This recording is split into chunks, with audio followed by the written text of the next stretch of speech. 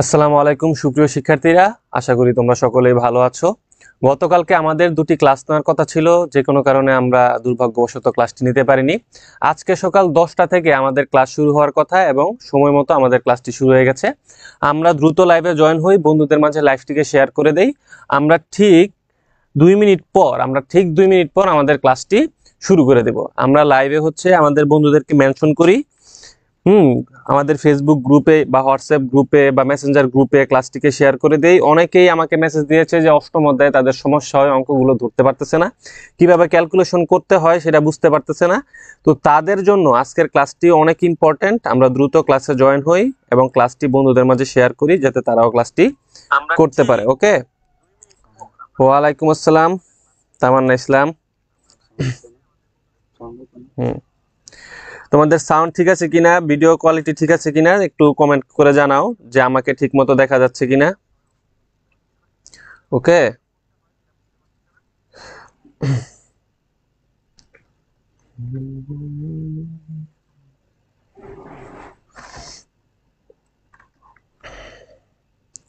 একটু দ্রুত আমরা লাইভে জয়েন হই, বন্ধুদেরকে অ্যাড করে দেই। আমরা 10টা 12তে ক্লাসটা শুরু করে দেব। যতজনই আসুক আমরা ক্লাস শুরু করে দেব। 5 জন আসলে 5 জনই আমরা আমাদের ক্লাস শুরু করে দেব এবং আমাদের নির্ধারিত সময়ের ভিতরে আমরা আমাদের ক্লাস শেষ করব। আজকে এই দুইটা ক্লাস দুপুর 2টার ভিতরে তোমাদেরকে দুইটা ক্লাসই আমি বুঝাই দিব সুন্দর করে, যাতে তোমরা ভালো মতো পরীক্ষাতে অ্যান্সার করতে পারো। ঠিক আছে, তারপর সারা রাত আছে, সারা রাত ধরে প্র্যাকটিস করবে ইনশাআল্লাহ। আমরা একটু দ্রুত লাইভে জয়েন করি, বন্ধুদেরকে একটু মেনশন দিয়ে দেই। ওকে, সময় হয়ে গেছে, আমরা আমাদের ক্লাসটা শুরু করে ফেলি। ঠিক আছে, আচ্ছা দেখো, অষ্টম অধ্যায় কালকে আমরা 2বার শুরু করেছিলাম, কিন্তু আমরা ক্লাসটা সামনের দিকে এগিয়ে যেতে পারি নাই, কারণ আমাদের একটু টেকনিক্যাল প্রবলেম দেখা দিয়ে গেছিল। ঠিক আছে, আমরা এখন আবার শুরু করি। দেখো, অষ্টম অধ্যায় করার জন্য অবশ্যই তোমাকে এই যে এইখানে যেই একটা কি আছে, স্লাইড আছে, যে ছকটা আছে, এই ছকটা তোমাকে অবশ্যই কি করতে হবে, মনে রাখতে হবে। একদম ভালো মতো এই ছকটা তোমাকে কি রাখতে হবে, মনে রাখতে হবে। ওয়ালাইকুম আসসালাম হাবিবা। দেখো, এতটুকু আমরা বলছি, আমাদের বইতে এতটুকু নাই যে বিক্রয় থেকে পরিচালন ব্যয় মাইনাস দিতে হয়, স্থায়ী ব্যয় মাইনাস দিতে হয়। এই জিনিসটা আমাদের বইয়ে নাই, কিন্তু পরীক্ষাতে আইসা পড়তেও পারে। ঠিক আছে, অসম্ভব কিছু না। তো পরীক্ষাতে যদি আমি বিক্রয় পরিচালন ব্যয় এগুলো দেখি, আমরা ঘাবড়ায় যাব না। আমরা বিক্রয় থেকে পরিচালন ব্যয় স্থায়ী ব্যয় যখন আমরা বাদ দিব, তখনই আমাদের প্রশ্নে নরমালি যেটা থাকে সেটা আমরা পেয়ে যাব। সেটার নাম কি? অবচয় কর পূর্ব মুনাফা। অবচয় কর পূর্ব মুনাফা। এই তো ভালো আছি আলহামদুলিল্লাহ। ঠিক আছে, আচ্ছা দেখো, এমসিকিউ ক্লাস দেখা যাক, আগে এই ক্লাস দুইটা শেষ করি। এখন দেখো, অবচয় কর পূর্ব মুনাফার আরেকটা নাম আছে, সেই নামটা আমাদের খাতায় লিখতে হবে, ভালো করে মনে রাখতে হবে। সেটার নাম হচ্ছে কর পূর্ব নগদ প্রবাহ। এই যে আমি স্টার মার্ক দিয়ে দিচ্ছি, কর পূর্ব নগদ প্রবাহ। তার মানে অবচয় কর পূর্ব মুনাফা যেই কথা, প্রশ্নের ভিতরে যদি কর পূর্ব নগদ প্রবাহ বলা থাকে, তাহলে আমার বুঝতে হবে সেটা কি, অবচয় কর পূর্ব মুনাফা। তার মানে এটার থেকে আমার প্রথমে বাদ দিতে হবে কি, অবচয়। অবচয় যখন আমি বাদ দিব, এই অবচয়টা আমাদের নির্ণয় করে নিতে হবে। অবচয়টা আমাদের কি করে নিতে হবে, নির্ণয় করে নিতে হবে। তো অবচয়ের আমরা সরল রৈখিক অবচয়ের সূত্রটা শিখেছিলাম হিসাব বিজ্ঞান প্রথম পত্রে। সেই সরল রৈখিক অবচয়ের সূত্রটাই এখানে হবে। ওইভাবে আমি কি করে নেব, আমার অবচয়টা বের করে নিব। ঠিক আছে, ক্রয় মূল্য মাইনাস ভগ্নাবশেষ মূল্য, ক্রয় মূল্য মাইনাস ভগ্নাবশেষ মূল্য। তো এই সূত্রের মাধ্যমে আমরা অঙ্কের ভিতরে কি করব, অবচয়টাকে আমরা বের করে নিব। ঠিক আছে, ওকে। তারপর কর পূর্ব মুনাফা আর আয় দুইটা কিন্তু একই কথা। ঢাকা বোর্ড 2022 সালে একটা প্রশ্ন আসছে, সেই প্রশ্নটা আমি তোমাদেরকে করাই দিব। ওইটার ভিতরে অনেক কনফিউশন কাজ করে। দেখো, কর পূর্ব মুনাফা, তার মানে আমি এখনো কর দেই নাই, আমার কর প্রদান করতে হবে। এই কর পূর্ব মুনাফা যেই কথা, শুধু আয় যদি বলা থাকে যে কোম্পানি আগামী 5 বছর আয় করে যথাক্রমে 20,000 টাকা, 25,000 টাকা। ঠিক আছে, এইভাবে যদি শুধু আয় বলা থাকে, আয় যেই কথা, কর পূর্ব মুনাফা কি একই কথা। এই জিনিসটা মাথায় রাখতে হবে। এরপর আমার মাইনাস করতে হবে কি, মাইনাস করতে হবে কর। কর পূর্ব মুনাফা থেকে কর মাইনাস করার পর আমি কর পরবর্তী মুনাফা পাই, কর পরবর্তী মুনাফা আমি পাই। তো কর পরবর্তী মুনাফার আরো দুইটা নাম আছে, একটা কি শুধু নিট মুনাফা, আর একটা শুধু নিট আয়। দেখো, শুধু আয় বলা থাকলে সেটা বুঝাবে কর পূর্ব মুনাফাকে, কিন্তু যদি নিট আয় বলা থাকে তাহলে সেটা বুঝাবে কর পরবর্তী মুনাফাকে। জাস্ট এই ছকটা আমার যেভাবেই হোক মুখস্থ করতে হবে, তাহলে এই অধ্যায়ের অঙ্ক একদম ইজি। ঠিক আছে, তাহলে শুধু আয় হচ্ছে আমার কর পূর্ব মুনাফা, কর বাদ দিতে হবে, আর নিটায় যখন হয়ে যাবে তখন সেটা হয়ে যাবে কর পরবর্তী মুনাফা, তার মানে কর বাদ দেওয়ার প্রয়োজন নাই। এই কর পরবর্তী মুনাফা, নিট মুনাফা বা নিটায় যখন থাকবে সেই অ্যামাউন্ট দিয়ে আমরা করি গড় মুনাফার হার, আমরা করি গড় মুনাফার হার বা এআরআর আমাদের করার জন্য এই মানটা আমাদের লাগে। কর পরবর্তী মুনাফা, নিট মুনাফা বা নিটায় এই মানটা আমাদের কি হয়, দরকার হয়। এরপর দেখো এই কর পরবর্তী মুনাফার সাথে আমাদের যোগ দিতে হয় অবচয়, যোগ দিতে হয় কি অবচয়। কোন অবচয়? যেই অবচয়টা আমি মাইনাস দিছিলাম সেই অবচয়টাই আবার কি করতে হবে, আমার যোগ করে দেখা দিতে হবে। কেন যোগ করে দেখা দিতে হবে? কারণ অবচয় আর করের উপর সরকারকে কি করতে হয় না, ট্যাক্স দিতে, মানে অবচয়ের উপর সরকারকে ট্যাক্স দিতে হয় না। কিন্তু অবচয়ের টাকাটা তো কি, অবচয়ের টাকাটা কিন্তু আমার প্রতিষ্ঠানের ভিতরেই থাকে, একটা তহবিলে আমি জমা করে রাখি, ঠিক আছে, প্রতিষ্ঠানের থেকে বাইরে যায় না। তো অবচয় হচ্ছে এমন একটা ব্যয় যেই ব্যয়ের টাকা প্রতিষ্ঠানের বাইরে যায় না, প্রতিষ্ঠানের ভিতরেই থাকে, নগদ আন্তঃপ্রবাহের ভিতরে অন্তর্ভুক্ত থাকে। তো এই কারণে কর দেওয়ার জন্য আমি প্রথমে অবচয়টাকে মাইনাস দিছি, কিন্তু অবচয়ের টাকাটা তো আমার প্রতিষ্ঠানের ভিতরেই আছে, প্রতিষ্ঠান থেকে বাইরে যায় নাই, নগদ আন্তঃপ্রবাহের ভিতরে অবচয়ের টাকা আছে। এই কারণে কর দেওয়ার পর, কর পরবর্তী মুনাফা দেওয়ার পর, কর দেওয়ার পর আমি অবচয়টাকে আবার কি করে দিছি, প্লাস করে দেখাই দিছি। ক্লিয়ার? এরপর যদি ভগ্নাবশেষ মূল্য যদি অঙ্কের ভিতরে থাকে, ভগ্নাবশেষ মূল্য যদি অঙ্কের ভিতরে থাকে, এই ভগ্নাবশেষ মূল্যের অনেক পাওয়ার, ঠিক আছে, এই ভগ্নাবশেষ মূল্যের কি অনেক একটা পাওয়ার আছে। এই পাওয়ারটা কি রকম, আমরা যখন আমাদের 2 নাম্বার সৃজনশীলটা করব আজকে প্র্যাকটিসে, তখন আমি বুঝাবো যে ভগ্নাবশেষ মূল্যের ক্ষমতা আসলে কতটুকু, সে একটা সূত্রকে কি করে দিতে পারে, চেঞ্জ করে দিতে পারে। তো ভগ্নাবশেষ মূল্য যদি দেওয়া থাকে তাহলে ভগ্নাবশেষ মূল্য কোথায় লিখতে হবে, শেষ বছরের নিট মুনাফার সাথে ভগ্নাবশেষ মূল্য লিখতে হবে। শেষ বছরের নিট মুনাফার সাথে ভগ্নাবশেষ মূল্য কি করতে হবে, আমার লিখতে হবে। ক্লিয়ার সবাই?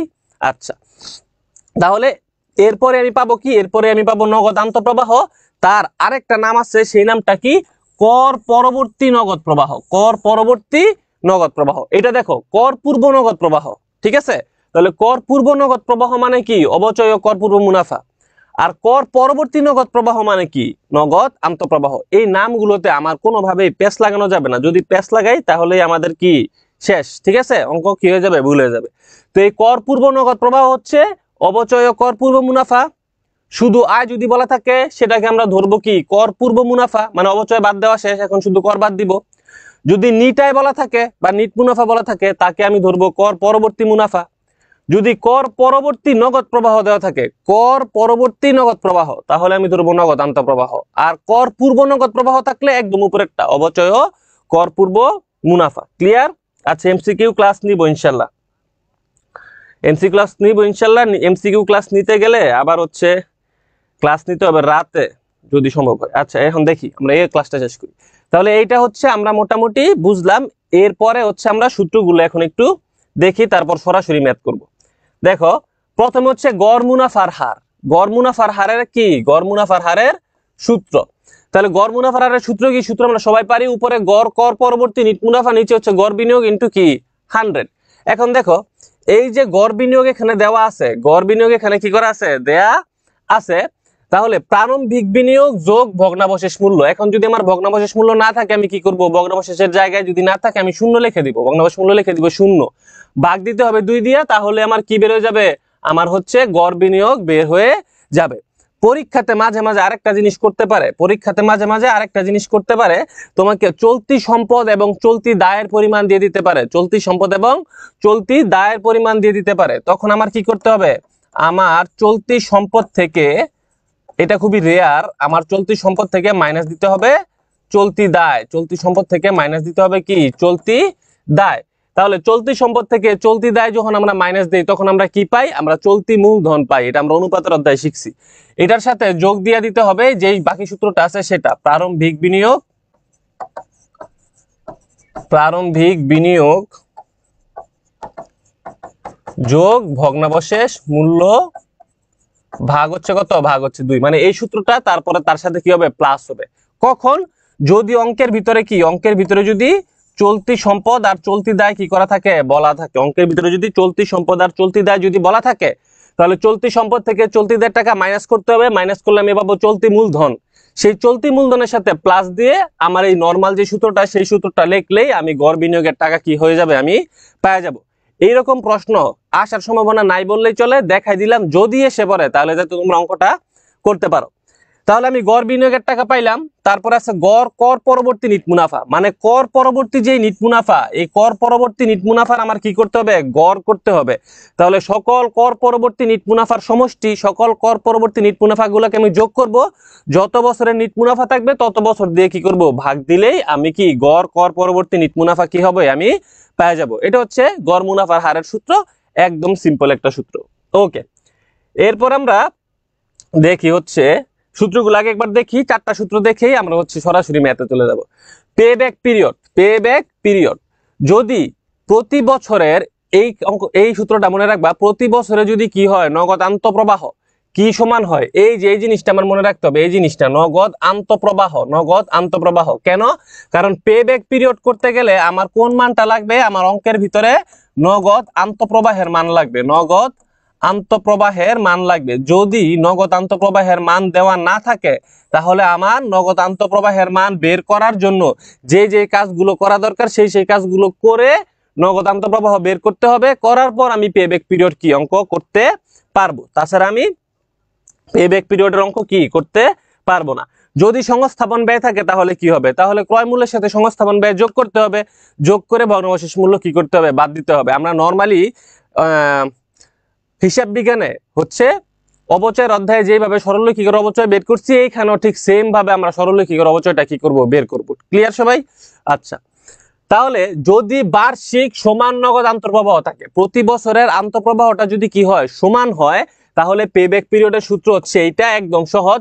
উপরে হবে প্রাথমিক বিনিয়োগ, আমি যত টাকা ইনভেস্ট করছি সেইটা হবে প্রাথমিক বিনিয়োগ, আর প্রতি বছরের যে সমান নগদ আন্তঃপ্রবাহ আমি পাবো 20,000 25,000, সেটা দিয়ে আমি প্রাথমিক বিনিয়োগকে যখন ভাগ করব তখনই হচ্ছে আমার পে ব্যাক পিরিয়ড কি হয়ে যাবে, বের হয়ে যাবে। সাপোজ আমি ধরে নেই আমি বিনিয়োগ করছি হচ্ছে 50,000 টাকা, বিনিয়োগ করছি আমি 50,000 টাকা, 50,000 টাকা প্রতি বছর, প্রতি 5 বছর, আগামী 5 বছর প্রতি বছর আমি 10,000 টাকা করে পাবো, নগদ আন্তঃপ্রবাহ হবে 10,000 টাকা।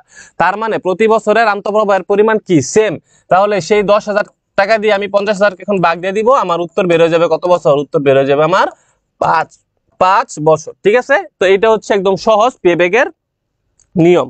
ওকে, এরপর দেখো যদি অসমান থাকে, কি থাকে, নগদ আন্তঃপ্রবাহ যদি অসমান থাকে, মানে নগদ আন্তঃপ্রবাহটা এখন কি নয়, সমান নয়, তখন পে ব্যাকের সূত্র হবে কি, a plus NCO minus C equal, মানে নিচে কি ভাগ হবে ডি। এখন কোনটার মান কি, কিভাবে ধরতে হয় সেটাও তোমাদেরকে সহজে দেখাই দিব। আগে একটু দেখো কোনটার মানে কি।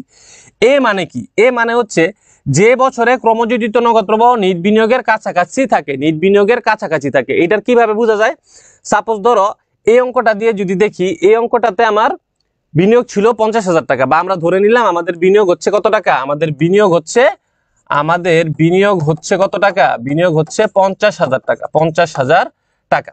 এখন ধরো প্রথম বছর আমি পাইছি 10,000 নগদ আন্তঃপ্রবাহ, পরের বছর আমার হচ্ছে 15,000 নগদ আন্তঃপ্রবাহ, পরের বছর হচ্ছে আমার 20,000 নগদ আন্তঃপ্রবাহ, পরের বছর হচ্ছে আমার 25,000 নগদ আন্তঃপ্রবাহ। ধরলাম 4 বছরের নগদ আন্তঃপ্রবাহ আমার এখানে দেওয়া আছে। ঠিক আছে, আচ্ছা তাহলে 3 নাম্বার বছর ধরি হচ্ছে আমি কত, 3 নাম্বার, আচ্ছা 5 নাম্বার বছর ধরি আমি 30,000 টাকা, 30,000 টাকা।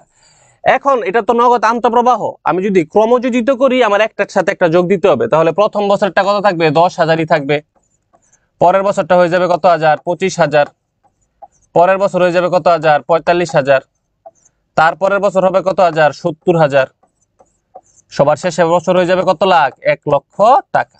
এখন দেখো এগুলো হচ্ছে আমার ক্রমযোজিত, এগুলো হচ্ছে আমার নগদ আন্তঃপ্রবাহ, এগুলো হচ্ছে আমার ক্রমযোজিত নগদ আন্তঃপ্রবাহ। এখানে বলছে কি, যে বছরে ক্রমযোজিত নগদ প্রবাহ নিট বিনিয়োগের কাছাকাছি আসে, এখানে আমরা বছরটা দিয়ে দেই, 1 বছর, 2 বছর, 3 বছর, 4 বছর, 5 বছর, এগুলো হচ্ছে বছর, এগুলো হচ্ছে নগদ আন্তঃপ্রবাহ, এগুলো হচ্ছে ক্রমযোজিত নগদ আন্তঃপ্রবাহ।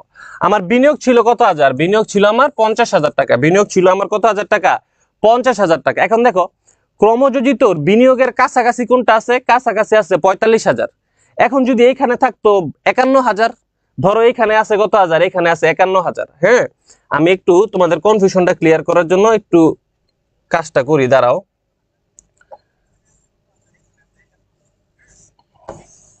যাতে তোমাদের কনফিউশন না হয়, ঠিক আছে? এই জায়গায় অনেকের একটা সমস্যা হয়। ধরো এখানে বলছে পরের বছর হচ্ছে 6000, এর পরের বছর আবার হচ্ছে 10,000। ওকে, তাহলে 6000 যদি হয় 45-এর সাথে 6000 যোগ দিলে এখানে হয়ে যাবে 51,000, তারপরে 10,000-এ হবে 61,000। সাপোজ এইটা আছে, তাহলে সবচেয়ে কাছাকাছি কিন্তু 51,000। 50,000-এর 45,000 থেকেও বেশি কাছাকাছি কোনটা? 51,000। এখানে তো বলছে কি নিট বিনিয়োগের কাছাকাছি আসে, তাহলে কি আমি 51,000-কে নিতে পারবো? 51,000-কে আমি এর মান হিসেবে নিতে, সরি 51,000 তো এটা তো হচ্ছে যেই বছরে সেই বছরে, তাহলে 51,000-কে আমি কাছাকাছি ধরতে পারবো না, আমার কাছাকাছি ধরতে হবে 45,000-কে। 50,000-এর নিচে, 50,000-এর নিচে যেটা কাছাকাছি থাকবে সেইটার বরাবর যে বছর, সেই বছরটাকে কি ধরতে হবে? আমার এর মান ধরতে হবে। তাহলে 50,000-এর কম কাছাকাছি কোনটা? 45,000। তাহলে 45,000 বরাবর যেই বছরটা আছে, এই যে 3, এই 3 নাম্বার বছরটাকে আমার ধরতে হবে কি? এ। 3 নাম্বার বছরটাকে আমার ধরতে হবে কি? এ ধরতে হবে। এনসিও মানে কি? এনসিও মানে নিট বিনিয়োগ। তার মানে এই 50,000 টাকাই হচ্ছে আমার এনসিও, নিট ক্যাশ ফ্লো, ঠিক আছে? এটা হচ্ছে আমার নিট বিনিয়োগের টাকা। সি কি? এ বছরে অর্জিত ক্রমযোজিত নগদ প্রবাহ। তাহলে এ বছরে এটা হচ্ছে এ, তাহলে এ বছরের যেই ক্রমযোজিত নগদ প্রবাহ আছে এটার মানে হচ্ছে কি? এটার মানে হচ্ছে সি। তাহলে এটার মান হবে কি? সি। তাহলে এ এখানে হবে ডি, এখানে হবে সি। তাহলে এ আর সি যেই লাইনে আছে তার নিচের লাইনের নগদ আন্তঃপ্রবাহটা হচ্ছে ডি এর মান। বলছে এ বছরের পরবর্তী বছরের অর্জিত নগদ প্রবাহ। কোন বছরের? পরবর্তী বছরের। তাহলে এ বছরের পরবর্তী বছর হচ্ছে 4, তাহলে 4 নম্বর বছরের যেটা আমার নগদ আন্তঃপ্রবাহ সেটার মান হচ্ছে আমার ডি, সেটার মান হচ্ছে আমার কি? ডি। তো এইভাবে আমার মানগুলাকে কি করতে হবে? নির্ধারণ করতে হবে। আমরা যখন ম্যাথ করব তখন আমরা আরো সহজে মানগুলো দেখাবো, ঠিক আছে? কিভাবে মানগুলো কি নিতে হয়। যদি চলতি মূলধন থাকে, চলতি মূলধন থাকলে কি হবে? চলতি মূলধনের সাথে আমার হচ্ছে যোগ দিতে হবে গড় বিনিয়োগের সূত্র, তাহলে আমি গড় বিনিয়োগ পাবো যদি চলতি মূলধন কি করা থাকে? দেয়া থাকে। ক্লিয়ার সবাই? আচ্ছা, এখন আমরা পরবর্তী সূত্রতে যাই। এই সূত্রগুলো একদম সহজ, হচ্ছে লিখতে অনেক সময় লাগতেছিল কারণ আমি অনেক দ্রুত তোমাদের স্লাইডটা বানাইছি। তো দেখো, বার্ষিক নগদ আন্তঃপ্রবাহ যদি কি হয়? বার্ষিক নগদ আন্তঃপ্রবাহ যদি কি হয়? অসমান হয়, অসমান হয়। মনে করো নগদ আন্তঃপ্রবাহের পরিমাণ কি না? সমান না। এক বছর হচ্ছে 10,000, আরেক বছর হচ্ছে ধরো 12,000, আরেক বছর ধরো হচ্ছে 15,000। এগুলো হচ্ছে আমার আন্তঃপ্রবাহ। তাহলে আন্তঃপ্রবাহ গুলো যখন সমান হবে না তখন হচ্ছে এনপিপির এই সূত্র হবে। উপরে হচ্ছে ক্যাশ ফ্লো 1, সিএফ মানে হচ্ছে ক্যাশ ফ্লো, ক্যাশ ফ্লো 1। তাহলে ক্যাশ ফ্লো 1 কোনটা? 10,000, 10,000 বসবে এখানে। নিচে 1 প্লাস কে, পাওয়ার হচ্ছে কত? 1। তাহলে কে দিয়ে কিসের মান বুঝায়? বাট্টার হার বুঝায়, প্রয়োজনীয় আয়ের হার বুঝায়, প্রত্যাশিত আয়ের হার বুঝায় হচ্ছে কি দিয়ে? কে দিয়ে। তাহলে উপর হচ্ছে সিএফ, নিচে হচ্ছে 1 plus K to the power 1, আবার সিএফ2 1 প্লাস কে টু দি পাওয়ার কি 2। এইভাবে সূত্রটা একদম 3 বছরের মতো শেষ হবে। শেষ হলে কি করব? আমি মাইনাস করে দিব, আমার প্রাথমিক বিনিয়োগ মাইনাস করে দিব। তাহলে প্রাথমিক বিনিয়োগ যদি 50,000 টাকা হয়, আমি 50,000 টাকা মাইনাস করে দেব। তো এটা হচ্ছে এনপিপির সূত্র। এনপিপির অঙ্ক আমরা করব তখন আরো ডিটেইলসে দেখতে পারবো। আপাতত যা সূত্রটা কি করো একটু দেখে রাখো, ঠিক আছে? ওকে, যদি 50,000 হয়ে যেত তাহলে 50,000 নিতে হবে। হ্যাঁ, যদি 50,000 যদি সমান হয়ে যায়, যদি 50,000 টাকা সমান আসে তখন 50,000 টাকাকে আমি কি নিব? আমি সি হিসেবে ধরবো, ঠিক আছে? যদি সমান হয়ে যায়। আর যদি সমান না হয় তাহলে 50,000-এর কম যেটা আছে ওইটাকে ধরতে হবে। 50,000-এর কম, বেশি না, বেশিতে যাওয়াই যাবে না, কমটাকে ধরতে হবে। এখন বলছে বার্ষিক নগদ আন্তঃপ্রবাহ যদি সমান হয়, বার্ষিক নগদ আন্তঃপ্রবাহ যদি কি হয়? সমান হয়, তাহলে হচ্ছে অ্যানুইটির এই সূত্রটা হয়ে যাবে, অ্যানুইটির এই সূত্রটা হয়ে যাবে, ঠিক আছে? তাহলে এখানে এর বদলে আমাদের লিখতে হবে সিএফ মানে ক্যাশ ফ্লো। প্রতি বছর ধরো 10,000 টাকা, প্রতি বছরই সে কত টাকা পায়? প্রতি বছরে সে 10,000 টাকা করে পায়, প্রতি বছর সে 10,000 টাকা করে নগদ আন্তঃপ্রবাহ ঘটে। তাহলে এই সিএফ এর জায়গায় বসবে কত হাজার? 10,000। তারপরে নরমাল যে সূত্রটা আমরা অ্যানুইটিতে শিখছি 1 - 1/1 plus I two the power N, এখানে হচ্ছে আয়ের বদলে শুধু কে, নিচে আয়ের বদলে শুধু কি কে, আর কোনো কাজ কি নাই। তো এতটুক নরমালি অ্যানুইটির সূত্র। তারপরে মাইনাস দিতে হবে আমার সিএফ 0। এখানে কেন সিএফ 0 দিছে? 0 মানে হচ্ছে মানে আমার বছর শুরু হয় না, আমার ক্যাশ ফ্লো ঘটে গেছে। তাহলে ব্যবসা শুরু করার আগে কখন ক্যাশ ফ্লো ঘটে? ঠিক আছে, ব্যবসা শুরু করার আগে তখনই ক্যাশ ফ্লো ঘটে যখন আমি ইনভেস্ট করি। আমি ইনভেস্ট করে দিছি, আমার ব্যবসা থেকে কোনো রিটার্ন আসে নাই কিন্তু ক্যাশ ফ্লো ঘটছে, ওইটাকে বলা হয় কি? সিএফ 0, ঠিক আছে? প্রারম্ভিক বিনিয়োগটাই সিএফ 0। তাহলে এনপিপির দুইটা সূত্রের ভিতরেই শেষে সিএফ 0 কি করতে হয়? মাইনাস দিতে হয়। মানে প্রারম্ভিক বিনিয়োগটা কি করতে হয়? প্রারম্ভিক বিনিয়োগটা হচ্ছে আমার মাইনাস করতে হয়। ক্লিয়ার সবাই? আর হচ্ছে আর যদি অসমানান্ত প্রবাহ হয় তাহলে হচ্ছে এই বড় সূত্রটা, আর যদি সমানান্ত প্রবাহ হয় তাহলে হচ্ছে অ্যানুইটির সূত্রটা দিয়ে আমাদের অঙ্কটা করতে হবে। ওকে, আমরা এখন আইআরআর এর সূত্রটা একটু দেখি, তারপর সরাসরি আমরা ম্যাথ সলভে চলে যাব। আইআরআর এর ভিতরে হচ্ছে আমাদের এনপিভি করতে হয় দুইবার। আমাদের এনপিভি করতে হয় কতবার? এনপিভি করতে হয় হচ্ছে দুইবার। এনপিভি করতে হয় হচ্ছে দুইবার। একবার হচ্ছে আমরা নরমাল আমাদের প্রশ্নে যেই কে এর মান দেওয়া থাকবে সেটা দিয়ে আমরা কি করব, আগে অঙ্কটা করব। নরমাল কে এর মান দেওয়া যেটা থাকবে সেটার জন্য আমরা অঙ্কটা কি করব। এখানে বলা আছে এই যে লোয়ার রেট, লোয়ার রেটটা আসলে কি এল আর দেওয়া আছে। ধরো হচ্ছে অঙ্কের ভিতরে বলা আছে যে কে এর মান হচ্ছে 10%। কে এর মান বলা আছে কত পার্সেন্ট? 10%। তাহলে এই 10% কে এর মান দিয়ে, মানে কে এর মান 10% ধরে আমি যখন এনপিবিটা করছি তখন আমার এনপিবি বেরোছিল, আমার এনপিবি বেরোছিল সাপোজ 5000 টাকা। 5000 টাকা মানে আমার প্লাসে এনপিবি আসছিল। তো যখনই আমি কে মানে ব্যয়ের হার, যখন আমি এই হারটা বাড়াই দিব, ব্যয় যখন বাড়বে এনপিবির মান তখন কমবে। তার মানে এই এনপিবিটাকে আমি যদি মাইনাস ফিগারে নিতে চাই, তার মানে আমাকে প্লাসে রাখতে হবে, আবার মাইনাস ফিগারে নিয়ে যেতে হবে। তাহলে কে এর মানটাকে যদি আমি এখন 10 বাড়াই দেই, 20% করে দেই, করে দিলে দেখা যাবে যে আমার এনপিবি চলে আসছে কত? এনপিবি চলে আসছে -1500 টাকা। ধরো আমার এনপিবি কি চলে আসছে, ঠিক আছে? তাহলে এই যে কে এর মানটা এখানে কত? 10%। এটাকেই বলা হয় কি এল আর, মানে লোয়ার রেট। আবার পরবর্তীতে আমি যে কে এর মান আরো 10% বাড়াই দিয়ে 20% ধরে নিছি, এটাকে বলা হয় কি? এটাকে বলা হয় হায়ার রেট, ঠিক আছে? তারপরে এখানে বলছে এনপিবি লোয়ার রেট, তার মানে লোয়ার রেটে এনপিবি কত ছিল? 5000। তাহলে এটা কি? এটা হচ্ছে আমার এনপিবি লোয়ার রেট, আর এটা আমার কি? NPV higher rate. কেন এটা এনপিবি হায়ার রেট? কারণ দেখো বেশি যখন আমার কে এর মানটা যখন হাই ছিল তখন এনপিবি বেরোছিল -1500। তার মানে এটাই হচ্ছে কি এনপিবি হায়ার রেট। ক্লিয়ার? আবার ইনটু কি higher rate minus lower rate. এই এই এইচ আর এল আর যখন হবে তখন এখানে বসবে কে এর মান, বসবে কিসের মান? কে এর মান। আর এনপিবি দিয়ে যখন লোয়ার রেট হায়ার রেট থাকবে তখন এনপিবি লোয়ার রেটে যেই মান আসবে ওইটা, আর হায়ার রেটে যে মান আসবে সেই মানটা আমাদের এখানে লিখতে হবে। তো আইআরআর এর সূত্রটা আমাদের মুখস্থ করে ফেলতে হবে। সূত্রটা কি?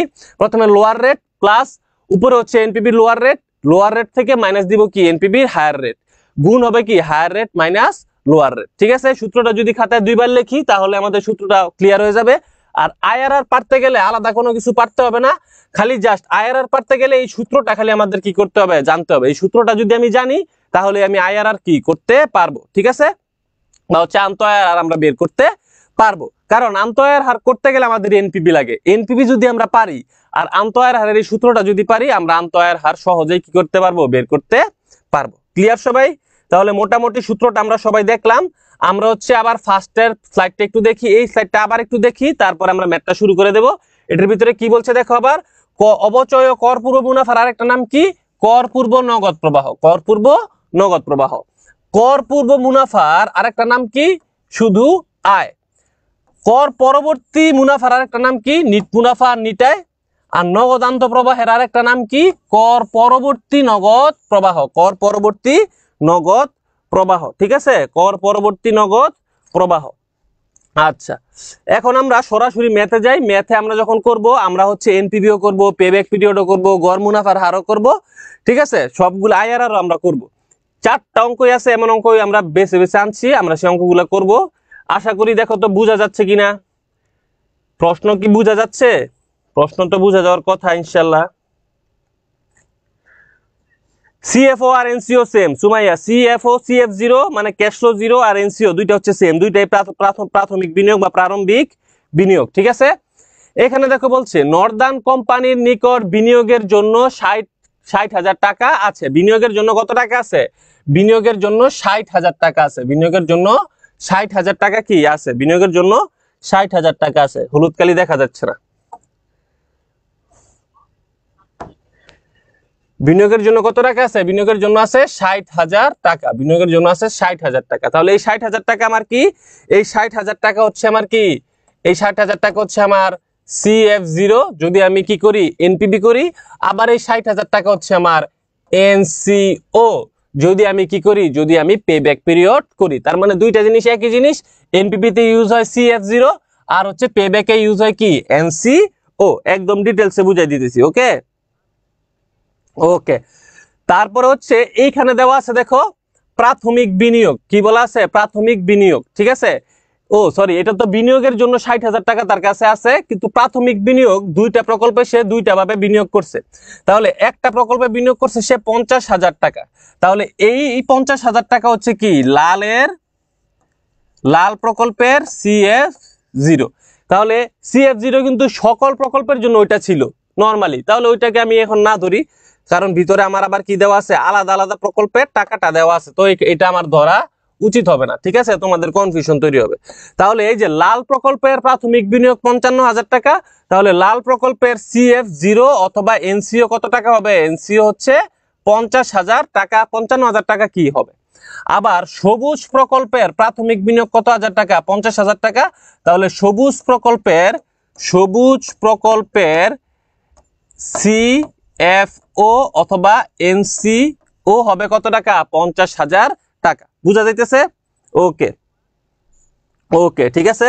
এরপর দেখেন এইখানে দেখেন একটা কথা বলা আছে, কর পূর্ব নগদ প্রবাহ। কর পূর্ব নগদ প্রবাহ, এই কর পূর্ব নগদ প্রবাহের আরেকটা নাম কি আমাকে কে জানাইতে পারবেন? কর পূর্ব নগদ প্রবাহের আরেকটা নাম আছে, সেই নামটা কি বলেন তো দেখি। কর পূর্ব নগদ প্রবাহ বলতে কি বুঝায়? কর পূর্ব নগদ প্রবাহ বলতে কি বুঝায়? কর পূর্ব নগদ প্রবাহ বলতে কি বুঝায়? এটা বলতে বুঝায় অবচয় ও কর পূর্ব মুনাফা। অবচয় ও কর পূর্ব মুনাফা বুঝায়। অবচয় ও কর পূর্ব মুনাফা বুঝায়, ঠিক আছে। তাহলে শুধু কর পূর্ব নগদ প্রবাহ যেই কথা, অবচয় ও কর পূর্ব মুনাফা একই কথা। আমরা পরীক্ষাতে অনেকেই কর পূর্ব নগদ প্রবাহ দেখে আমরা ভাবি যে শুধুমাত্র করটা দেওয়া বাকি আছে, আমরা এটা থেকে শুধু কর মাইনাস দিয়ে কর পরবর্তী বের করে ফেলি। কিন্তু শুধু কর মাইনাস দিলে হবে না, অবচয় কি করতে হবে? মাইনাস করতে হবে। কেন? কারণ কর পূর্ব নগদ প্রবাহের আরেকটা নাম হচ্ছে অবচয় ও কর পূর্ব মুনাফা। এগুলা কনফিউশন করার জন্য পরীক্ষার হলে তোমাদেরকে কি করবে? দিয়ে দিবে। এই তো রুম কি জান, ঠিক আছে, ওকে। তাহলে দেখো প্রথম বছর, দ্বিতীয় বছর, তৃতীয়, চতুর্থ, পঞ্চম, 5টা বছর এখানে দেওয়া আছে। লাল প্রকল্পের হচ্ছে কি 5 বছরের কি দেওয়া আছে আমার? অবচয় ও কর পূর্ব মুনাফা দেওয়া আছে। তার মানে এটা থেকে অবচয় মাইনাস করতে হবে, তারপরে হচ্ছে কর মাইনাস করতে হবে, ঠিক আছে। এরপরে হচ্ছে আবার অবচয় যোগ করতে হবে, কারণ এই অঙ্কের ভিতরে আমার কি নেই? এই অঙ্কের ভিতরে আমার ভগ্নাবশেষ মূল্য নাই, এই কারণে ভগ্নাবশেষ মূল্য আমার শেষ বছরের নিট মুনাফার সাথে যোগ করতে হবে না। সুযোগ ব্যয় বলে দিছে কত পার্সেন্ট? 8%। তাহলে এই 8% হচ্ছে আমার কিসের মান? 8% হচ্ছে আমার কে এর মান। 8% হচ্ছে আমার কিসের মান? 8% হচ্ছে কে এর মান। কর হার বলে দিচ্ছে কত পার্সেন্ট? 35%। তাহলে আমি যে কর ধার্য করব, আমি কর ধরবো কত পার্সেন্ট? আমি কর ধরবো 35% কর আমি কি করব? ধরবো। এই যে কোনটা কি জিনিস আমি একদম সুন্দর করে অঙ্ক থেকে তোমাদেরকে কি করছি? বুঝাই দিছি, আশা করি তোমরা বুঝবা। গতে আমাদেরকে কি বলছে? গতে আমার গয়ের প্রশ্নটা পড়ো। গতে আমাদেরকে কি বলছে? বলছে কি সবুজ প্রকল্পের, আচ্ছা একটা জিনিস বুঝাই দিই পাইছি যখন, পরস্পর বর্জনশীল প্রকল্প কি এটা একটু মনে রাখবা। এইখানে ধরো দুইটা প্রকল্প আছে, ঠিক আছে। এখন পরস্পর বর্জনশীল যদি হয় আমি যে কোনো একটা প্রকল্প গ্রহণ করতে পারবো। ধরো পরস্পর বর্জনশীল প্রকল্প বলছে যে লাল আর সবুজ দুইটা পরস্পর বর্জনশীল প্রকল্প। এখন দুইটা প্রকল্পের এনপিভি আমি বের করলাম, বের করে দেখলাম দুইটা এনপিভির মানই প্লাসে আছে, পজিটিভ আছে, তার মানে দুইটাতে বিনিয়োগ করাই লাভজনক। কিন্তু যেহেতু পরস্পর বিনিয়োগ বর্জনশীল আমি দুইটাতে বিনিয়োগ করতে পারবো না, আমার দেখতে হবে কোনটাতে বিনিয়োগ করলে আমার বেশি লাভ হবে, সেই একটা প্রকল্পতে আমি কি করতে পারবো? বিনিয়োগ করতে পারবো। তাহলে যখনই পরস্পর বর্জনশীল প্রকল্প বুঝায় তার মানে দুইটা প্রকল্প থেকে সর্বোত্তম প্রকল্পে বিনিয়োগ করাকেই বলা হয় পরস্পর বর্জনশীল প্রকল্প। আর যদি বলা হয় স্বাধীন প্রকল্প, মানে স্বাধীন, তখন আমি দুইটার থেকে যদি দুইটাতেই কি হয়? লাভ হয়, আমি দুইটাতেই কি করতে পারবো? বিনিয়োগ করতে পারবো। তার মানে এক কথায় স্বাধীন প্রকল্প হলে দুইটা প্রকল্প হোক, তিনটা প্রকল্প হোক, সবগুলাতেই বিনিয়োগ করা যায় যদি সবগুলাই আমার জন্য লাভবান হয়। আর পরস্পর বর্জনশীল যদি হয়, তিনটা হোক দুইটা হোক, ওইগুলার থেকে সবগুলাই ভালো, কিন্তু কোনটা বেশি ভালো সেইটা দেখে আমার কি করতে হবে? বিনিয়োগ করতে হবে, যদি পরস্পর বর্জনশীল প্রকল্প কি করা থাকে? বলা থাকে, ঠিক আছে। আচ্ছা, তাহলে কর পূর্ব নগদ প্রবাহের আরেকটা নাম কি? অবচয় কর পূর্ব মুনাফা। তার মানে কর পূর্ব নগদ প্রবাহের এক নাম হচ্ছে অবচয় কর পূর্ব মুনাফা। এখন আমরা গ নাম্বারটা করব। বলছে সবুজ প্রকল্পের নিট বর্তমান মূল্য নির্ণয় করো। নিট বর্তমান মূল্য মানে কি? এনপিভি, সবুজ প্রকল্পের। তাহলে সবুজ প্রকল্প কোনটা? এই যে এটা হচ্ছে আমার সবুজ প্রকল্প। তার মানে তার কি কর পূর্ব নগদ প্রবাহ? এই যে এইগুলো হচ্ছে তার কর পূর্ব নগদ প্রবাহ। ক্লিয়ার? তাহলে বিনিয়োগের জন্য কত টাকা আছে? বিনিয়োগের জন্য তার কাছে টাকা আছে হচ্ছে 60,000 টাকা। বিনিয়োগের জন্য তার কাছে টাকা আছে কত টাকা? 60,000 টাকা তার কাছে বিনিয়োগের জন্য আছে। কিন্তু এই যে দেখো তোমাদের যে জায়গায় কনফিউশন তৈরি হবে, এইখানে যে লেখা দিচ্ছে বিনিয়োগের জন্য 60,000 টাকা আছে, তার কাছে 50 লক্ষ টাকা থাকুক, সেটা আমার দেখার কোনো বিষয় না। আমরা পরীক্ষাতে অবচয় নির্ণয়ের সময় যত টাকা হাতে আছে সেটা নিয়ে আসা পড়ি, সেটা আনা যাবে না। আনতে হবে কোনটা? আনতে হবে প্রাথমিক বিনিয়োগে যে টাকাটা বিনিয়োগ করছে সেইটার উপর আমার অবচয় ধরতে হবে। তার হাতে কত টাকা আছে সেটা আমার দেখার বিষয় না। তো যেহেতু আমার অবচয়টা মাইনাস দিতে হবে, চলো তার আগে আমরা আমাদের অবচয়টা কি করি, বের করে আসি। আমরা এখন সরাসরি অঙ্ক করব। আমি যদি নোটপ্যাডে যাই এই লেখাগুলা কিছুই থাকবে না, আবার একটু দেখে নাও কোনটা কোন জিনিস। আমরা এখন সরাসরি এনপিবির অঙ্কটা করব, দেখবো কিভাবে এনপিবির অঙ্ক করে। ওকে, আচ্ছা, তাহলে প্রথমে আমাদের কি করতে হবে? প্রথমে আমাদের অবচয়টা বের করে নিতে হবে। প্রথমে আমাদের অবচয় বের করে নিতে হবে। আমরা লিখবো অবচয় সমান সমান, অবচয়ের সূত্র লিখবো প্রারম্ভিক বিনিয়োগ, প্রারম্ভিক বিনিয়োগ মাইনাস ভগ্নাবশেষ মূল্য, ভগ্নাবশেষ মূল্য ভাগ দিব কত দ্বারা? ভাগ দিব হচ্ছে আয়ুষ্কাল দ্বারা, ভাগ দিব হচ্ছে আয়ুষ্কাল দ্বারা, আয়ুষ্কাল দ্বারা। ঠিক আছে, তাহলে সমান সমান আমার প্রারম্ভিক বিনিয়োগ ছিল সবুজ প্রকল্পের কত হাজার? 50,000। ভগ্নাবশেষ মূল্য ছিল না, মেয়াদ ছিল 5 বছর। তাহলে আমার বার্ষিক অবচয় হবে কত হাজার টাকা? 10,000 টাকা। আবার বার্ষিক অবচয় হবে কত টাকা? আমার বার্ষিক অবচয় হবে হচ্ছে 10,000 টাকা। ঠিক আছে, লাইনটা একটু ছোট করে ফেলি, এক লাইনে করে ফেলি। হবে কত হাজার? 50,000 মাইনাস 0/5 ইকুয়াল টু কত হাজার টাকা? 10,000 টাকা, 10,000 টাকা। কারণ এখানে আমরা এনপিবি করব, এখানে আমরা হচ্ছে কি করব? এনপিবি বের করব। ঠিক আছে, আচ্ছা, তাহলে এনপিবি বের করার জন্য আমাদের কি লাগে? আমাদের মান লাগে কিসের? এনপিবি করার জন্য আমাদের লাগে হচ্ছে কি? আমাদের লাগে হচ্ছে নগদ আন্তঃপ্রবাহ। এনপিবি করার জন্য আমাদের লাগে কি? আমাদের লাগে নগদ আন্তঃপ্রবাহ, আন্তঃপ্রবাহ। কিন্তু এই অঙ্কের ভিতরে কিন্তু নগদ আন্তঃপ্রবাহ দেওয়া নাই। তাহলে কি আমি এনপিবি করতে পারবো? পারবো না। তাহলে কি করতে হবে? আমার এই অবচয় কর পূর্ব নগদ প্রবাহ অথবা অবচয় কর পূর্ব নগদ প্রবাহকে আমাকে আগে কনভার্ট করতে হবে নগদ আন্তঃপ্রবাহতে, তারপরে সেই অ্যামাউন্ট দিয়ে আমি এনপিবি করতে পারবো। তাহলে আমরা সরাসরি ম্যাথে যাই। আমি আগে তোমাদের জন্য ছকটা করে রাখছিলাম। তাহলে সবার আগে আমি লিখবো কি? সবার আগে আমি লিখবো অবচয় ও কর পূর্ব মুনাফা, অবচয় ও কর পূর্ব মুনাফা, মুনাফা। কারণ এরই আরেক নাম কি? কর পূর্ব, কর পূর্ব নগদ প্রবাহ। কারণ এরই আরেক নাম হচ্ছে কর পূর্ব নগদ প্রবাহ, কর পূর্ব নগদ প্রবাহ। ঠিক আছে, ওকে। কত টাকা করে দেওয়া আছে? কত টাকা করে দেওয়া আছে? প্রথম বছর আছে কত? 15,600, 16,200। আমি লিখবো 15,600, 16,200। ঠিক আছে, তারপরে লেখা আছে কত? লেখা আছে হচ্ছে 15,000, 13,000, 13,400, 15,000, 13,000, 15,000, 13,000, আর আছে কত? 13,400, 13,400। ওকে, তাহলে আমি আমার যে অ্যামাউন্ট গুলা প্রশ্নতে বলা আছে সেই অ্যামাউন্ট গুলো আমাদের লেখা কি? ডান। এখন এটার থেকে আমরা মাইনাস দিব কি? আমরা মাইনাস দিয়ে দিব অবচয়। আমরা মাইনাস দিয়ে দিব কি? আমরা মাইনাস দিয়ে দিব হচ্ছে অবচয়। তাহলে অবচয় কত টাকা করেছিল? 10,000 টাকা করেছিল। 10,000 টাকা করে আমরা সবগুলা থেকে কি করে দেব? মাইনাস করে দেব। 10,000 টাকা করে সবগুলা থেকে মাইনাস করে দেব। 10,000, 10,000, 10,000, আবারও মাইনাস করে দেব 10,000। তাহলে মাইনাস করলে থাকে কত টাকা? মাইনাস করে দিলে থাকবে কত টাকা?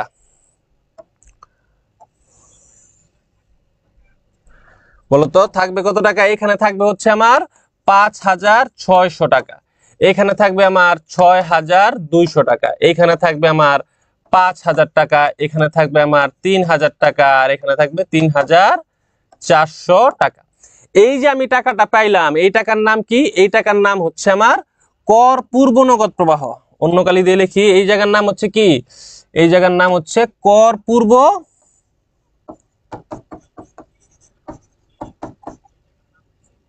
সরি, কর পূর্ব মুনাফা। শুধু কর পূর্ব মুনাফা, কর পূর্ব মুনাফা অথবা আয়, কর পূর্ব মুনাফা অথবা কি? অথবা হচ্ছে আয়, কর পূর্ব মুনাফা অথবা কি, অথবা হচ্ছে শুধু আয়। তাহলে এই যে টাকাটা বের করছে এর নাম কি, এর নাম হচ্ছে কর পূর্ব মুনাফা, অথবা কি, অথবা হচ্ছে শুধু আয়। আচ্ছা, তাহলে এখন কি করব, এটার থেকে আমরা মাইনাস দিব কি, এটার থেকে আমরা মাইনাস দিব হচ্ছে করের টাকা। কিসের টাকা, করের টাকা। তাহলে কর কত পার্সেন্ট বলে দিছিল প্রশ্নে, 35%। এই যে কর কত পার্সেন্ট বলে দিছিল, কর বলে দিছিল 35%। এই কারণে আমার 35% কর ধরতে হবে। কোন টাকার উপরে, এই 5600 উপরে, 6200 উপরে, তারপর হচ্ছে 5000, এগুলোর উপরে আমার 35% করে কি ধরতে হবে, কর ধরতে হবে। ঠিক আছে, তাহলে হচ্ছে 5600 ইন্টু কত পার্সেন্ট, 35%, হয় হচ্ছে 1960 টাকা। এটা কি করে দিতে হবে, মাইনাস করে দিতে হবে। আবার 6200 ইন্টু কত পার্সেন্ট, 35%, এটা হবে কত, 2170 টাকা। আমার কি করে দিতে হবে, মাইনাস করে দিতে হবে। 5000 ইন্টু 35%, যারা বুদ্ধিমান তারা এখন আমার সাথে সাথে অঙ্কগুলো করে ফেলবে। ঠিক আছে, তাহলে তার আবার রাত্রে এত প্র্যাকটিস করতে হবে না। আবার 3000 ইন্টু কত পার্সেন্ট, 35 শিফট পার্সেন্ট, হবে হচ্ছে 1050, 1050 টাকা কি মাইনাস। 3400 ইন্টু 35% হবে কত, 1190। এটা কি করে দেব, আমরা মাইনাস করে দেব। তাহলে মাইনাস করলে আমরা যে টাকাটা পাই, মাইনাস করলে আমরা যে টাকাটা পাই সেটা হবে কর পরবর্তী নগদ প্রবাহ। মাইনাস করলে আমরা যে টাকাটা পাবো সেই টাকার নাম হবে কি, সেই টাকার নাম হবে কর পরবর্তী, কর পরবর্তী মুনাফা, বা হচ্ছে নিট মুনাফা, বা হচ্ছে নিট মুনাফা, অথবা আরেকটা নাম আছে, নাম কি, নিট আয়, নিট আয়। তাহলে এই তিনটার যে কোনো একটা কি হইতে পারে, নাম হইতে পারে। এই তিনটার যে কোনো একটা কি হইতে পারে, আমার নাম হইতে পারে। ক্লিয়ার?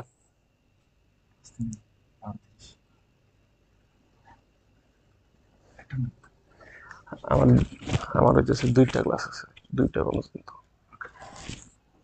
ওকে, এখন আমরা এই টাকাগুলো কি করব, এই টাকাগুলো হচ্ছে আমরা মাইনাস করব। তাহলে 5600 মাইনাস কত, 1960, এখানে হবে কত, এখানে হবে 3640, এখানে হবে কত, 3640। তারপরে এখানে 6200 মাইনাস কত, 2170, এখানে হবে 4030 টাকা, 4030 টাকা, 4030 টাকা। এটা মাইনাস করলে হয়ে যাবে 3250 টাকা, 3250 টাকা।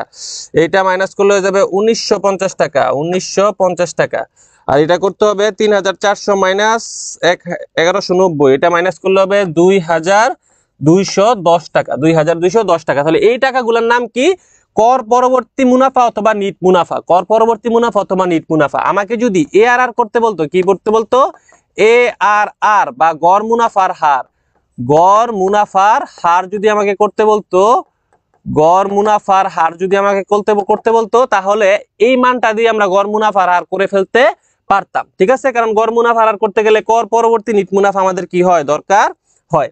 এখন এর সাথে আমাদের আবার যোগ দিতে হবে অবচয়, এর সাথে আবার যোগ দিতে হবে কি, যোগ দিতে হবে হচ্ছে আমাদের অবচয়ের টাকা, যোগ দিতে হবে অবচয়ের টাকা। কত টাকা করে, 10,000 টাকা করে, 10,000, 10,000, 10,000, 10,000, 10,000। ওকে, তাহলে এখন আমরা যে ব্যালেন্সটা পাবো সেই ব্যালেন্সটা হচ্ছে আমার কি, 13,640, 14,030, 13,250, 11,950, 12,210।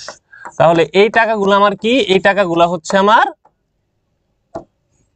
নগদ আন্তঃপ্রবাহ, নগদ আন্তঃপ্রবাহ, নগদ আন্তঃপ্রবাহ, অথবা কর পরবর্তী, কর পরবর্তী নগদ প্রবাহ, কর পরবর্তী নগদ প্রবাহ। তাহলে এই দুইটা নাম হচ্ছে নগদ আন্তঃপ্রবাহের হইতে পারে, নগদ আন্তঃপ্রবাহ অথবা কর পরবর্তী নগদ প্রবাহ। তাহলে অঙ্কটা একটু দেখো, নামগুলো একটু দেখো, সবগুলোই হচ্ছে কি অনেক মানে একটু সহজই কিন্তু আবার জটিল মনে হইতে পারে। ঠিক আছে, অবচয় যোগ করতে হইলে আবার মাইনাস দিছিলেন কেন, দেখো অবচয় আমরা মাইনাস দিছিলাম কেন, কারণ অবচয় হচ্ছে এমন একটা ব্যয় যেই ব্যয়ের উপর প্রতিষ্ঠান চাইলে আমাদের বিজনেসের আইনে লতে বলা আছে যদি কেউ চায় আইএফআরএস এ অ্যাকাউন্টিং এর নীতিতে অবচয়ের উপরে সে তার কর দিতে হবে না। তার মানে প্রতিটা প্রতিষ্ঠান সে যে অবচয়ের টাকাটা ধার্য করে সেই অবচয়ের টাকার উপরে তাকে কর দিতে হয় না। তাহলে আমি যদি অবচয়টা আগে মাইনাস করে না নিতাম তাহলে এই 10,000 টাকার উপর আমার কি করতে হইতো, ট্যাক্স দিতে হইতো। তার মানে পুরা 15,600 টাকার উপরে আমাকে কি করতে হইতো, কর দিতে হইতো 35% হারে। কিন্তু অবচয় আমি 10,000 টাকা করে দেখাইছি যে আমার অবচয় হয়েছে 10,000 টাকা। এই কারণে আমি 15,600 থেকে 10,000 মাইনাস দিছি আমার কর পূর্ব মুনাফা। তার মানে আমার কর পূর্ব মুনাফা ছিল কত টাকা, 5,600 টাকা। এই 5,600 টাকার উপরে এখন আমি কি করছি, সরকারকে ট্যাক্স দিচ্ছি, আমার ট্যাক্সের পরিমাণ অনেক কম আসছে। ঠিক আছে, তারপরে আমার বেরোছিল কি, কর দেওয়ার পরে আমার মুনাফাটা বেরোছিল। এখন তো আমার আন্তঃপ্রবাহ বের করতে হবে, আমার প্রতিষ্ঠানে কত টাকা আসছে, কর বাদ দেওয়ার পর আমার প্রতিষ্ঠানে টোটাল কত টাকা ঢুকছে সেটা আমার নির্ণয় করতে হবে। এই কারণে 10,000 টাকা তো আমার প্রতিষ্ঠানেই থাকবে, টাকাটা তো প্রতিষ্ঠানের বাইরে চলে যেতেছে না। এই কারণে এই অবচয়ের টাকাটা আবার শেষে যোগ করে দিতে হয়েছে। আমার প্রতিষ্ঠানের নগদ আন্তঃপ্রবাহ করছে কত টাকা, 13,650 টাকা। অবচয়টা মাইনাস দেওয়ার কারণ হচ্ছে যাতে আমার করটা কি দিতে হয়, কম প্রদান করতে হয়। এই কারণে আমরা অবচয়টাকে কি করছি, মাইনাস করছি। ঠিক আছে, ওকে। তাহলে এখন এগুলো বেরোচ্ছে আমার কিসের মান, এগুলো বেরোচ্ছে আমার নগদ আন্তঃপ্রবাহের মান। এগুলো বেরোচ্ছে আমার কিসের মান, নগদ আন্তঃপ্রবাহের মান। এখন আমি কি করব, এখন আমরা হচ্ছে সূত্রটা লিখবো। এখন আমরা কি করব, আমরা হচ্ছে সূত্রটা লিখবো। সূত্রটা কি, সূত্রটা হইতাছে উপরে হচ্ছে কি, সরি,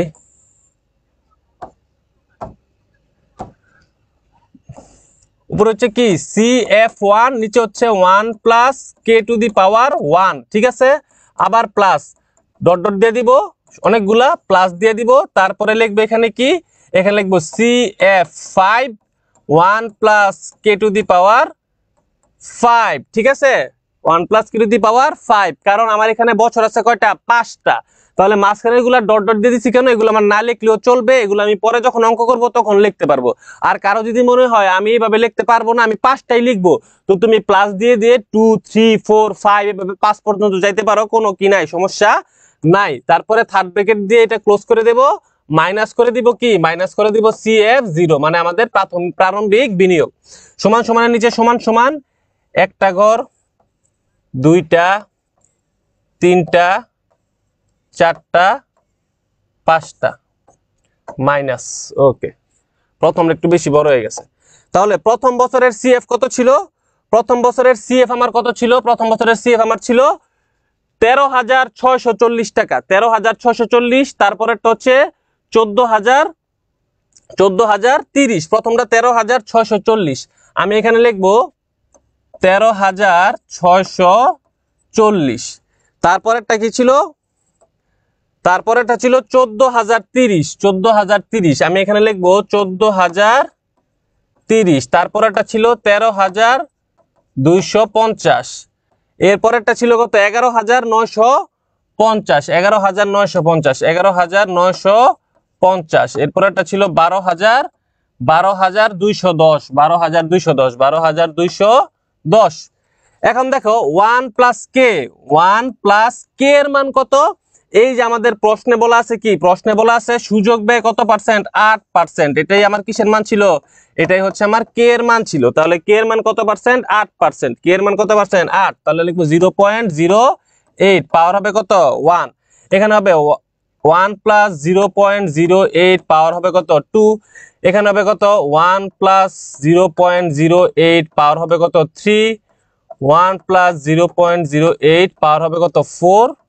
1 প্লাস 0.08, পাওয়ার হবে কত, 5।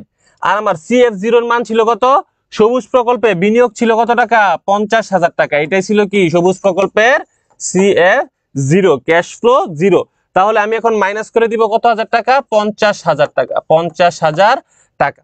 ক্যালকুলেশন করার পর যেটা আমার মান বেরোবে সেটাই হচ্ছে আমার কি, এনপিবির মান। আমরা একটু দ্রুত ক্যালকুলেশনটা করি,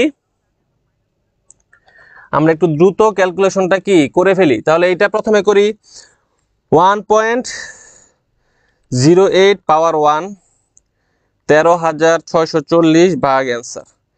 এটার মান বের হবে হচ্ছে আমার 12,629.62 প্লাস, এটা করি 1.08 পাওয়ার হচ্ছে 2, 14,030 ভাগ অ্যান্সার, এটার মান বেরোয় হচ্ছে 12,028.46 টাকা। প্লাস এটা করি 1.08 পাওয়ার হচ্ছে 3 ভাগ দিব কত, 13,250 কে ভাগ দিব অ্যান্সার দ্বারা, আমার এটা বেরোয় হচ্ছে 10,518.27 টাকা। তারপর একটা 1.08 পাওয়ার হচ্ছে 4, 11,950 কে ভাগ দিব হচ্ছে অ্যান্সার দ্বারা, আমার এখানে বেরোয় হচ্ছে 8,783.60 টাকা। তারপরেরটা হচ্ছে 1.08 পাওয়ার হচ্ছে 5, 12,210 ভাগ হচ্ছে অ্যান্সার, আমার বেরোয় হচ্ছে 8,309.92 টাকা। মাইনাস হবে কত, মাইনাস হবে 50,000 টাকা, মাইনাস হবে কত টাকা, মাইনাস হবে 50,000 টাকা। তাহলে সবগুলো যোগ করি, যোগ 12,629.62 প্লাস 12,028.46 প্লাস 10,518.27 প্লাস 8,783.60। এখন এটা থেকে মাইনাস দিব কত, মাইনাস দিব 50,000 টাকা। তাহলে এটা বের হয় আমার 52,269.87 মাইনাস কত হাজার, 50,000 টাকা। তাহলে সমান সমান আমার ফাইনাল রেজাল্ট বেরোবে কত হাজার, আমার ফাইনাল রেজাল্ট বেরোবে কত হাজার, বেরোবে হচ্ছে 2,269.87 টাকা। তাহলে দেখো এনপিভির মান কিন্তু এখানে কি ধনাত্মক, এনপিভির মান এখানে কি, এনপিভির মানটা এখানে কি, এনপিভির মানটা কিন্তু ধনাত্মক, এনপিভির মানটা কিন্তু কি ধনাত্মক একটা মান আমার এনপিভিতে আসছে, ঠিক আছে। তাহলে যেহেতু মানটা পজিটিভ আসছে, তার মানে এই প্রকল্পে বিনিয়োগ করা আমার জন্য কি লাভজনক, ঠিক আছে।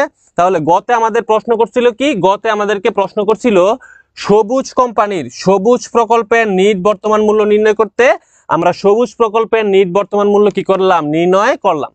তারপরে দেখো ঘতে বলছে কি, ঘতে বলছে কি, বলছে নর্দার্ন কোম্পানি কোন প্রকল্পটি গ্রহণ করবে, গাণিতিক ব্যাখ্যা সহ মন্তব্য করো। তাহলে কোম্পানির নাম হচ্ছে নর্দার্ন কোম্পানি।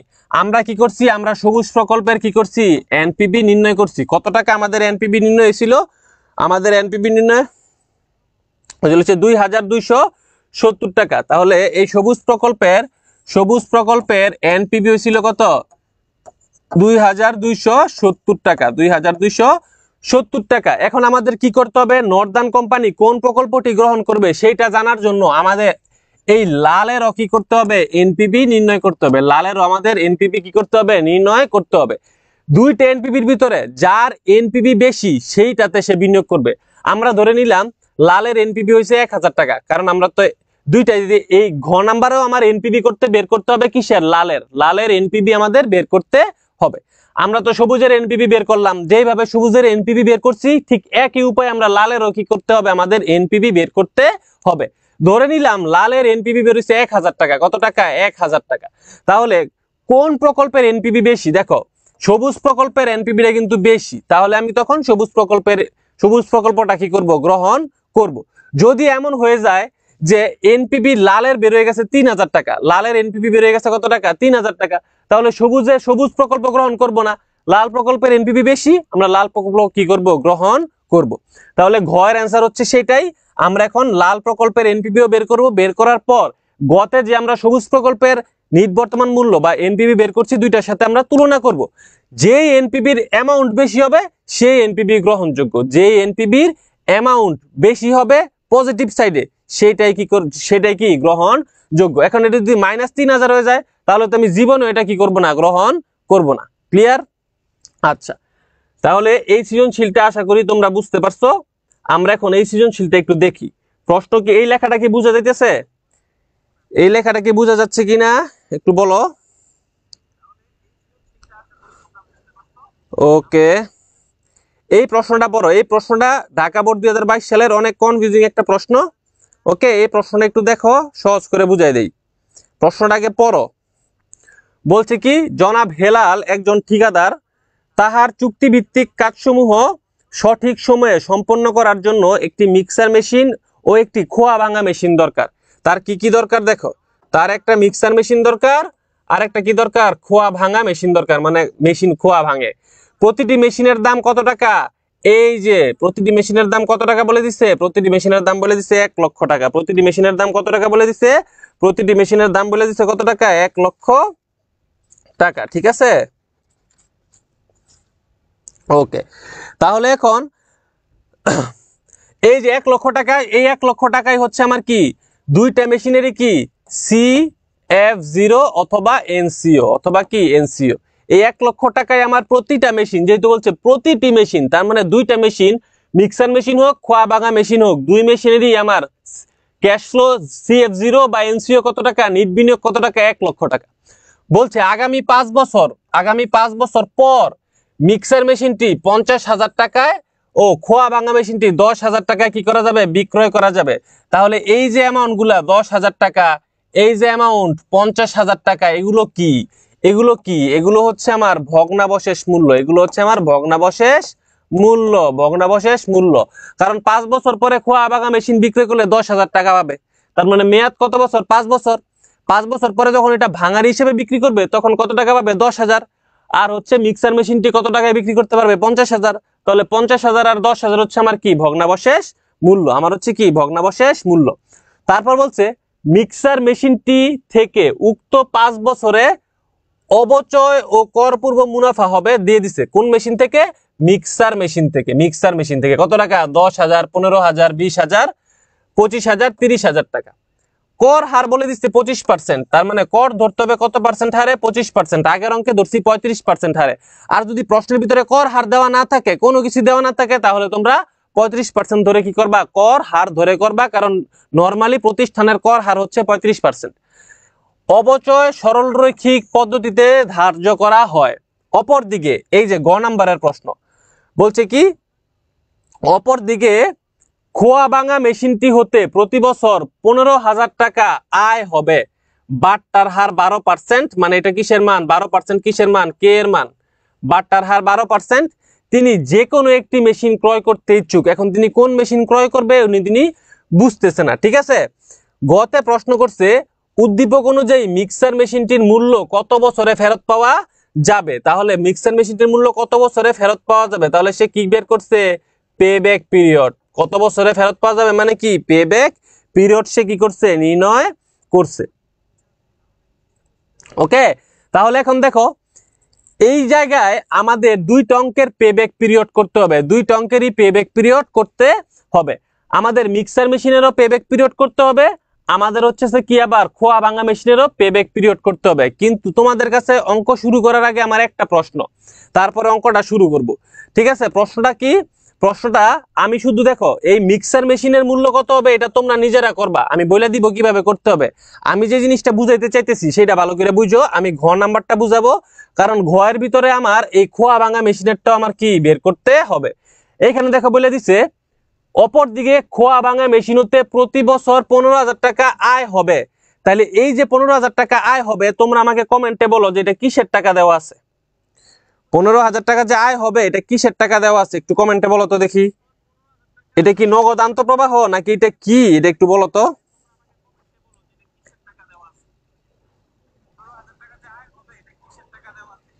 বলো তো দেখি কারা কারা বলতে পারো।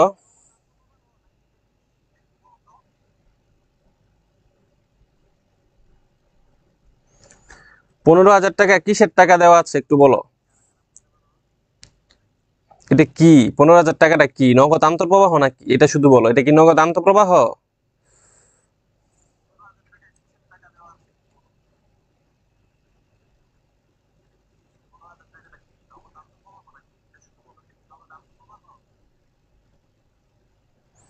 কে বলছে অবচয় করপূর্ব মুনাফা, মায়ের নগদ আন্তঃপ্রবাহ না, এটা হচ্ছে নগদ আন্তঃপ্রবাহ না। এটাকে কি ধরতে হবে, এই যে শুধু আয় বলছে এটাকে কি ধরতে হবে, শুধু আয় বলছে এটাকে কি ধরতে হবে।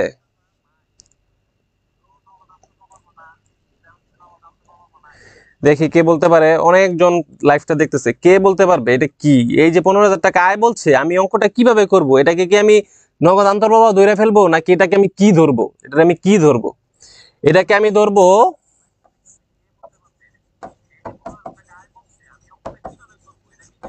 কর পরবর্তী মুনাফা, এটাকে আমি কি ধরবো? কর পরবর্তী মুনাফা। এটাকে কি ধরবো? কর পরবর্তী মুনাফা। ঠিক আছে,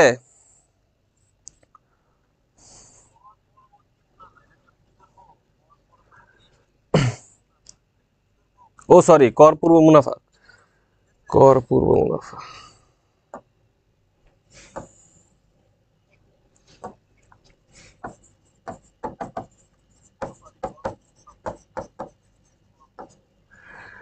নরমালি পরীক্ষাতে যখন আয় লেখা থাকে তখন এই আয়ের টাকাটাকে তারা কর পরবর্তী মুনাফা হিসেবে ধরে, কর পরবর্তী মুনাফা হিসেবে ধরে। কিন্তু আমরা বইয়ে শিখছি কি, যে আয় যদি দেওয়া থাকে, শুধু যদি আয় দেওয়া থাকে, তাহলে তাকে কর পূর্ব মুনাফা ধরে কি করতে হয়? অঙ্ক করতে হয়। তোমরা যখন অনেকে টেস্ট পেপার সলভ করবা তখন দেখবা এই আয়ের টাকাটাকে তারা ধরছে কি, আয়ের টাকাটাকে তারা ধরছে কর পরবর্তী মুনাফা। কিন্তু নিয়ম অনুযায়ী শুধু যদি আয় বলা থাকে তাহলে তাকে কর পূর্ব মুনাফা ধরতে হবে, কারণ এখানে কিন্তু নিট কথাটা কি করা হয় নাই, নিট কথাটা উল্লেখ করা হয় নাই। যদি নিট কথা উল্লেখ থাকতো তাহলে আমি বুঝতাম করের টাকাও দেওয়া শেষ।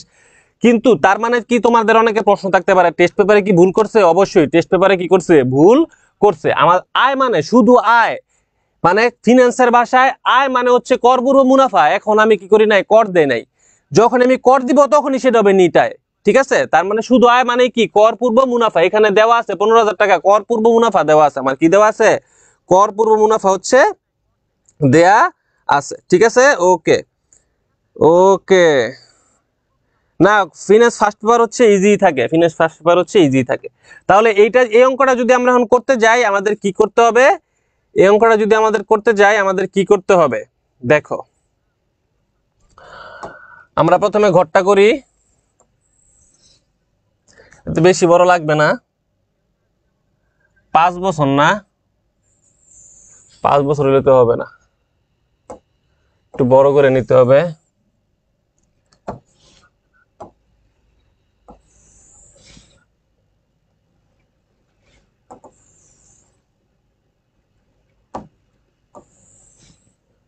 পাঁচটা বছর আমাদের নিতে হবে, 1 বছর, 2 বছর, 3 বছর, 4 বছর, 5 বছর। ওকে, তাহলে প্রথমে হবে কি? এখানে হবে কি? বিবরণ।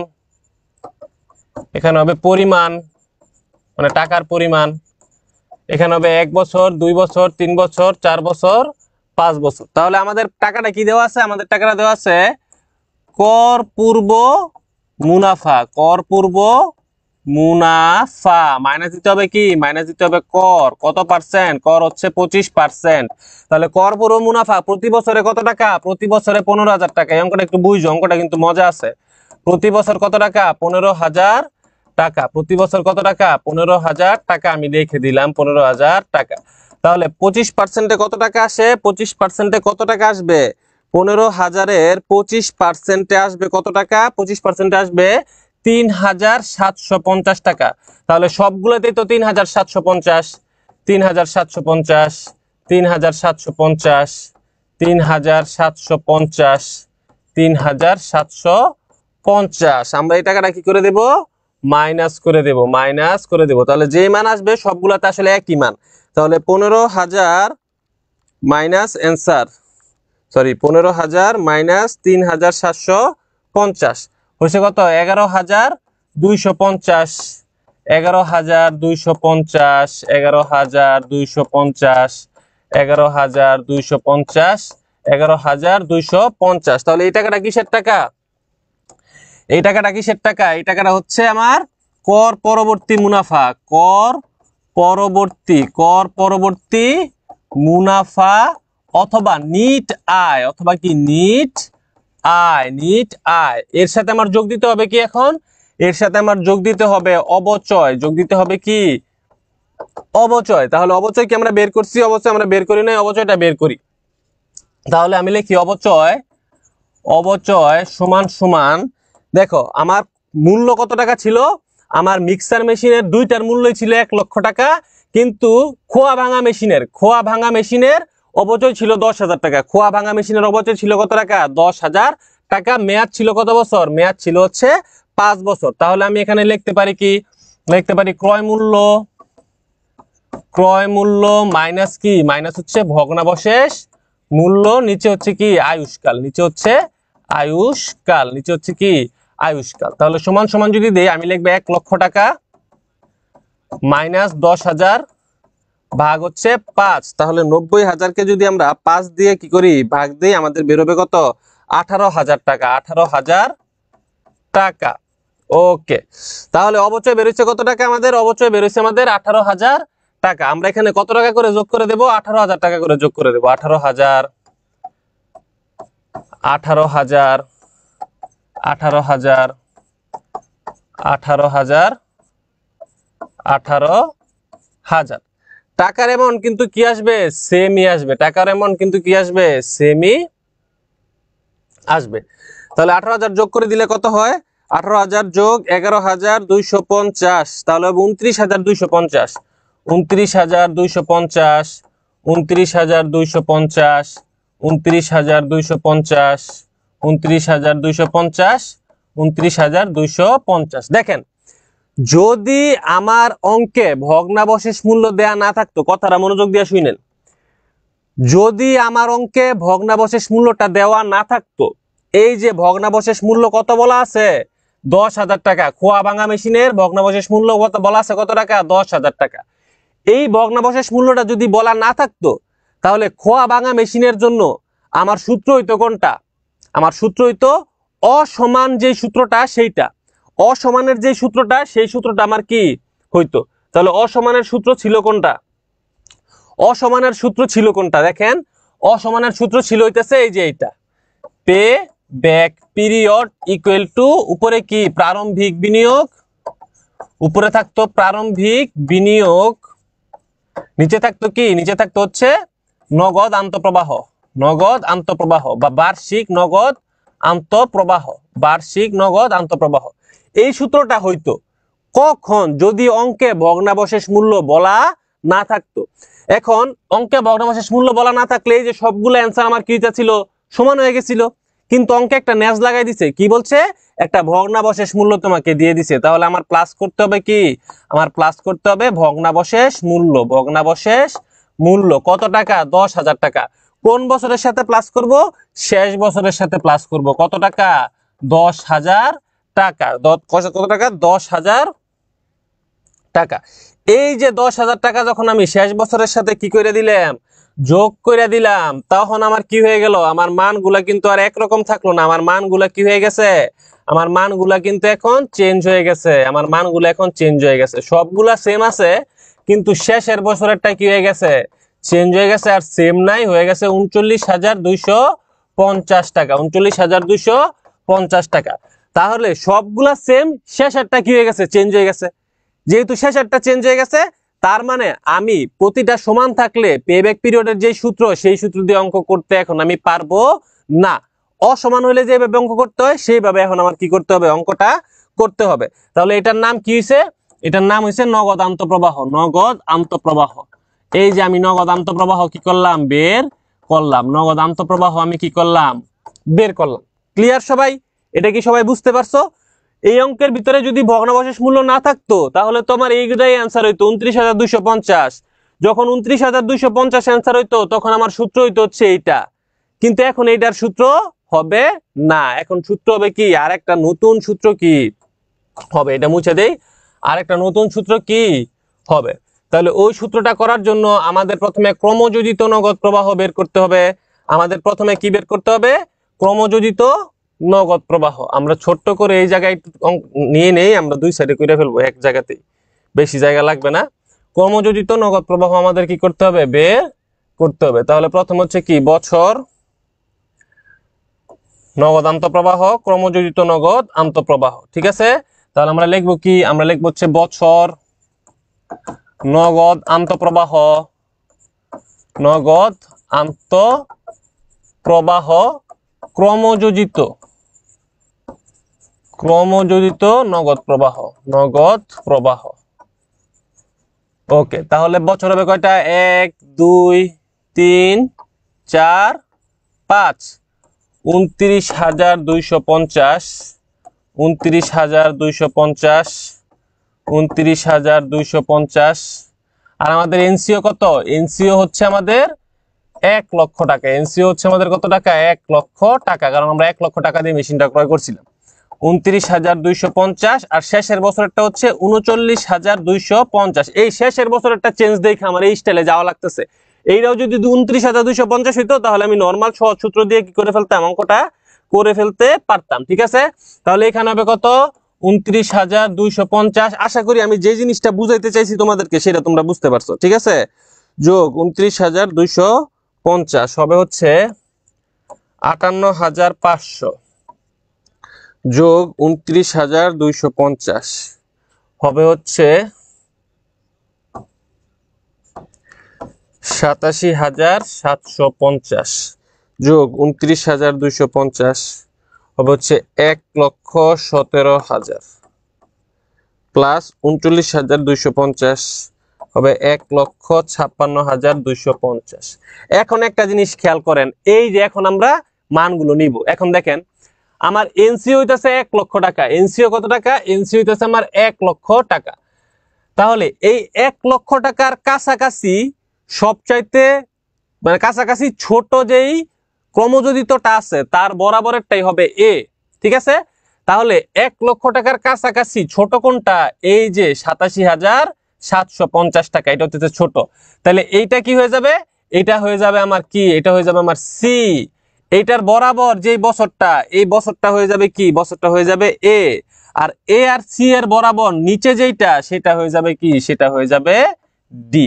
ঠিক আছে, তাহলে এই ক্রমযোজিতর কাছাকাছি ছোট সংখ্যা যেটা, এনসিওর কাছাকাছি ছোট সংখ্যা যেটা ক্রমযোজিততে আছে সেটার মান হবে সি। এই সি বরাবর বছর যেটা সেটা হবে এ, আর এ আর সি এর মাঝখান বরাবর নিচের সারিটাই হবে কি? আমার ডি। এই যে আমি মানটা কি করে ফেললাম? মানটা আমি নিয়ে ফেললাম। ঠিক আছে, এখন আমরা কি করব? এখন আমরা আমাদের সূত্রটা লেখা দিব। ওকে, তাহলে এখন যদি আমরা পে ব্যাকের সূত্রটা কি করি লিখি, আমরা কি করব? লিখবো হচ্ছে payback period equal to A plus NCO minus C, নিচে কি হবে? নিচে হবে ডি। তাহলে এ এর মান কত? এ এর মান হচ্ছে 3, আমরা লেখা দিব কি? 3 যোগ এনসিও এর মান কত? 1 লক্ষ, লিখবো উপরে 1 লক্ষ। সি এর মান কত? 87,750। আর ডি এর মান কত? ডি এর মান হচ্ছে 29,250 সমান সমান। তাহলে 3 যোগ কত বের হয়? একটু ক্যালকুলেশনটা আমরা করি। 1 লক্ষ মাইনাস 87,750 ভাগ 29,250 হয় হচ্ছে 0.4188। তাহলে উত্তর হবে কত? 3.42 বছর। 3.42 বছর। ঠিক আছে, বুঝে গেছে? 3.42 বছর।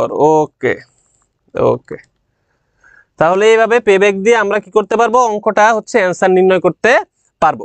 আরেকটা জিনিস আপনারা মাথায় রাখবেন, আশা করি অঙ্কটা বুঝছেন। এই যে যাদের হচ্ছে পেব্যাক পিরিয়ড 3.41 বা 42 বের হয়েছে তাদেরটা কি হয়ে গেছে।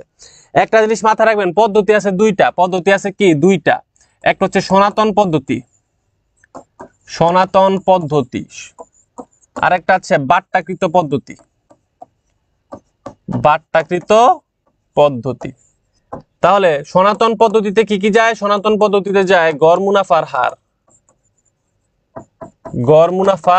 হার আর হচ্ছে পেব্যাক পিরিয়ড। আর বাট্টাকৃত পদ্ধতিতে আমরা করি এনপিভি আর আইআরআর। পরীক্ষাতে যদি প্রশ্ন করে যে বাট্টাকৃত পদ্ধতিতে কি করো? প্রকল্পটা মূল্যায়ন করো। বাট্টাকৃত পদ্ধতিতে প্রকল্প মূল্যায়ন করো, তখন প্রকল্প মূল্যায়ন করার জন্য আমরা সবচেয়ে বেশি করি কি? এনপিভি। আবার যদি বলে সনাতন পদ্ধতিতে কি করো? প্রকল্প মূল্যায়ন করো, তাহলে গড় মুনাফার হার আর পেব্যাক পিরিয়ড দিয়ে আমার প্রকল্প মূল্যায়ন করতে হবে, এনপিভি করলে আমার হবে না। আবার যদি বলে বাট্টাকৃত পদ্ধতিতে প্রকল্প মূল্যায়ন করো, আমার এনপিভি করতে হবে বা আইআরআর করতে হবে, আমি গড় মুনাফার হার বা পেব্যাক পিরিয়ড করলে হবে না। তো এই সনাতন পদ্ধতিতে কোন দুইটা, বাট্টাকৃত পদ্ধতিতে কোন দুইটা আছে, এটা একটু মনে রাখার চেষ্টা করবা। এটা একটু কি করবা? মনে রাখার চেষ্টা করবা। ক্লিয়ার সবাই? আচ্ছা। তাহলে আমরা পেব্যাক পিরিয়ড কিভাবে বের করে সেটাও দেখলাম, এনপিভি কিভাবে বের করে সেটাও দেখলাম। আমাদের বাকি আছে আইআরআর আর বাকি আছে কি গড় মুনাফার হার। ওকে, আচ্ছা তাহলে আমরা পরের অঙ্কটাতে যাই। এই যে এই মিক্সার মেশিনের যেই কত বছরে ফেরত পাওয়া যাবে এটা হচ্ছে তোমরা কইরো।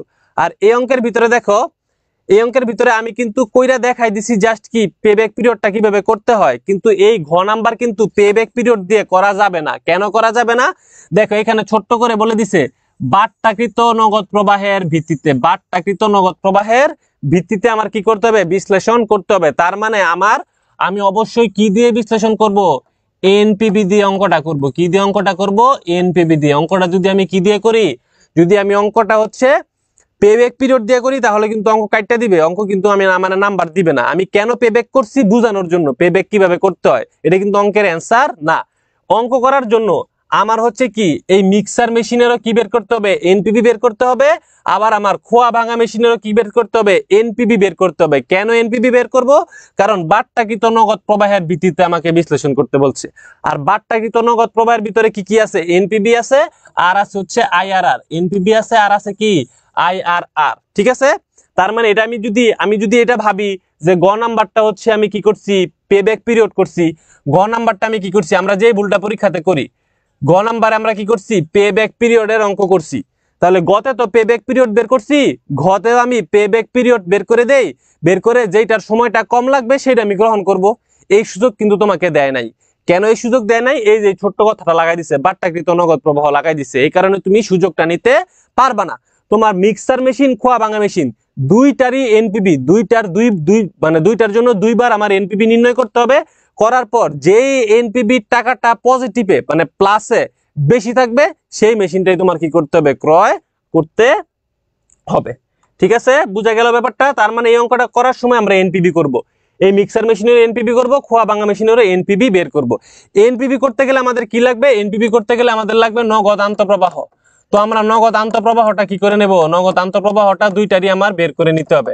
আমার হচ্ছে মিক্সার মেশিনেরও নগদ আন্তঃপ্রবাহ বের করে নিতে হবে, আর খোয়া ভাঙার নগদ আন্তঃপ্রবাহ তো আমরা বের করলামই। ক্লিয়ার সবাই? ওকে, তাহলে পরের ম্যাথটায় যাই। এটাই হচ্ছে আমাদের শেষ ম্যাথ। এই ম্যাথটা একটু দেখো, এটার ভিতরে কি আছে, এটার ভিতরে দুইটা ম্যাথ আছে। একটা হচ্ছে কি আইআরআর শিখবো, এটার ভিতরে আমরা কি শিখবো, আইআরআর কিভাবে নির্ণয় করে, আবার গড় আয়ের হার কিভাবে নির্ণয় করে। এই দুইটা জিনিস এই অঙ্কের ভিতরে আমরা শিখবো। ঠিক আছে, ওকে ওকে, প্রশ্নটা একটু পড়ি আমরা, আগে আমরা প্রশ্নটা একটু পড়ি।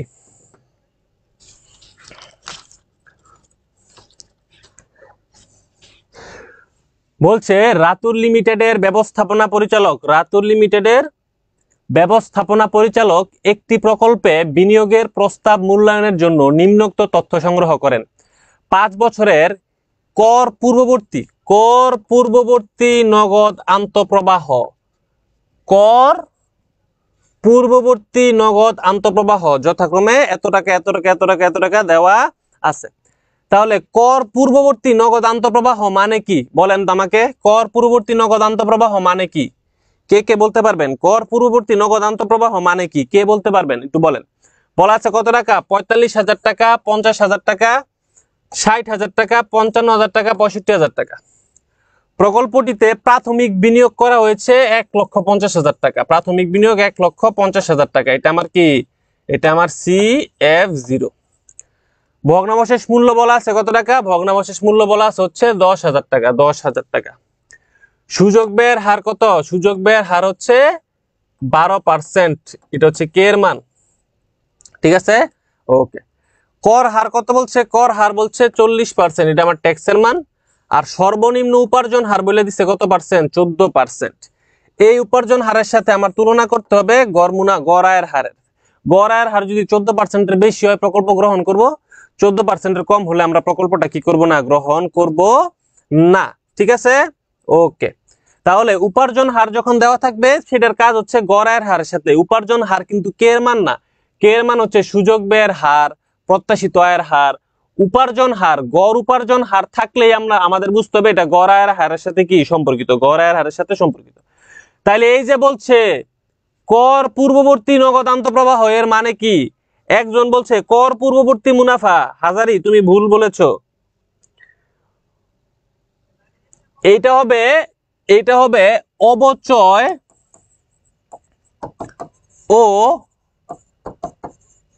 কর পূর্ব মুনাফা। অবচয় ও কর পূর্ব মুনাফা হবে এটা। কর পূর্ববর্তী নগদ অন্তঃপ্রবাহ অবচয় ও কর পূর্ব মুনাফা হবে। অবচয় ও কর পূর্ব মুনাফা হবে। কারণ এই যে আমি দেখাইছিলাম, আমি কি করছিলাম, আমি কিন্তু দেখাই দিছিলাম, একদম প্রথমেই দেখাই দিছিলাম। এই যে দেখেন কর পূর্ব নগদ প্রবাহ, নগদ প্রবাহ বা নগদ আন্তঃপ্রবাহ, এর মানে কি? এর মানে হচ্ছে অবচয় ও কর পূর্ব মুনাফা। এর আগে একটা অঙ্ক করছি, শুধু আয় ছিল, আয়। তাহলে শুধু আয় থাকলে মানে কি? কর পূর্ব মুনাফা। এইটা ভালো করে মুখস্থ করতে হবে, নয়তো কিন্তু পরীক্ষাতে অঙ্কটা গোলায় ফেলবেন। কষ্ট করে অঙ্ক করবেন কিন্তু নাম্বার কিন্তু পাবেন না, ঠিক আছে? তাহলে হচ্ছে আমরা আবার অঙ্কে চলে যাই। দেখেন, তাহলে আমরা আমাদের গতে বলছে কি? বিনিয়োগ প্রকল্পটির অভ্যন্তরীণ আয়ের হার নির্ণয় করো। অভ্যন্তরীণ আয়ের হার নির্ণয় করো। এই অঙ্কটা কিন্তু অনেক বড়, অনেকে বোরিং হয়ে যেতে পারেন, কিন্তু অঙ্কটা একদম শেষ পর্যন্ত দেখতে হবে। দেখলে আপনাদের আইআরআর একদম ক্লিয়ার হয়ে যাবে, কোনো কনফিউশন থাকবে না। অঙ্কটা একটু বড়, কারণ আমি বুঝাবো এই কারণে বড়। আমি যদি এক একে করতাম আমার সর্বোচ্চ 5-6 মিনিট লাগতো অঙ্কটা করতে, ঠিক আছে? তাহলে দেখেন, আমরা অঙ্কটা শুরু করি। এই আইআরআর নির্ণয় করার জন্য আমাদের প্রথমে কি নির্ণয় করতে হবে? আমাদের প্রথমে নির্ণয় করতে হবে এনপিবি। আইআরআর নির্ণয় করার জন্য আমাদের আগে এনপিবি বার করতে হবে। এনপিবি করার জন্য আমাদের কি লাগবে? এনপিবি করার জন্য আমাদের লাগবে নগদ আন্তঃপ্রবাহ। নগদ আন্তঃপ্রবাহ।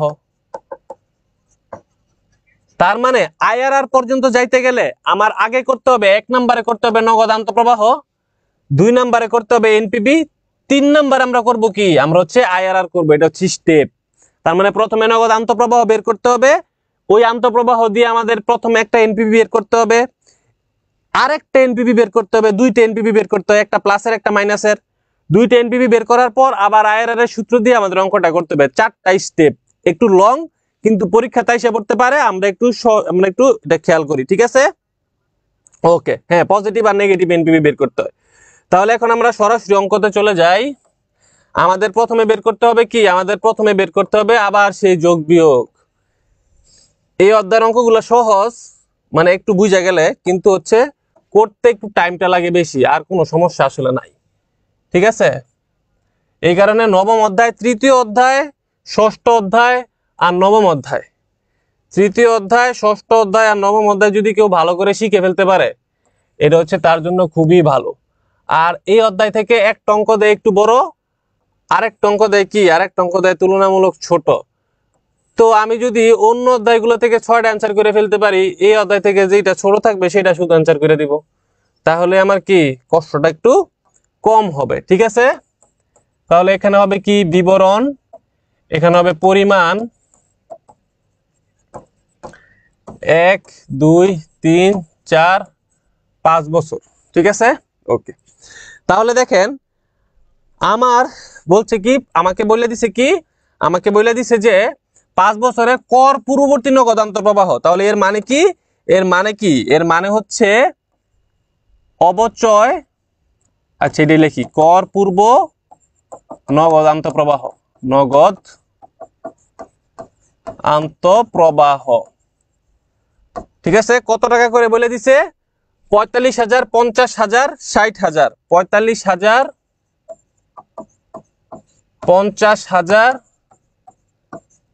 60,000। তারপরে বলছে কত? 55,000, 65,000। 55,000 আর কত? 65,000। 65,000। তাহলে এটার থেকে আমি মাইনাস দিব কি? এটার থেকে আমি মাইনাস দিব হচ্ছে অবচয়। মাইনাস দিব হচ্ছে অবচয়। অবচয়ের টাকাটা আমি এখানে দেখাই দিই কিভাবে বের করছি। তাহলে অবচয় বলছে কত? সে বিনিয়োগ করছে কত টাকা? 1,50,000 টাকা। অবচয় হইতেছে কত? ভগ্নাংশ মূল্য 10, মানে 10,000 টাকা, আর বছর হইতেছে 5 বছর। তাহলে এখানে হবে 1,50,000 মাইনাস 10,000 ভাগ হচ্ছে কত? ভাগ হচ্ছে 5। তাহলে যদি 1,40,000-কে আমরা 5 দ্বারা ভাগ দেই, প্রতি বছরে আসে 28,000 টাকা। তাহলে এখানে মাইনাস হয়ে যাবে কত? 28,000। এখানে হবে কত? 28,000। 5 বছর যে কেন দেয়? একটু 3 বছর দিলেও আমাদের কষ্টটা একটু কম হয়। শিক্ষার্থীদের কষ্টটা আসলে স্যাররা বুঝে না। যে 3 বছরেরটা করতে পারবে সে তো 5 বছরেরটা করতে পারবে। তাহলে অযথা এত বড় অঙ্ক দেওয়ার কি দরকার? আমি এটাই আসলে বুঝি না। ছোট ছোট অঙ্ক দিবে 2 বছরের 3 বছরের, যে 2-3 বছরেরটা করতে পারবে সে তো সময় পাইলে 5 বছরেরটা করতে পারবে।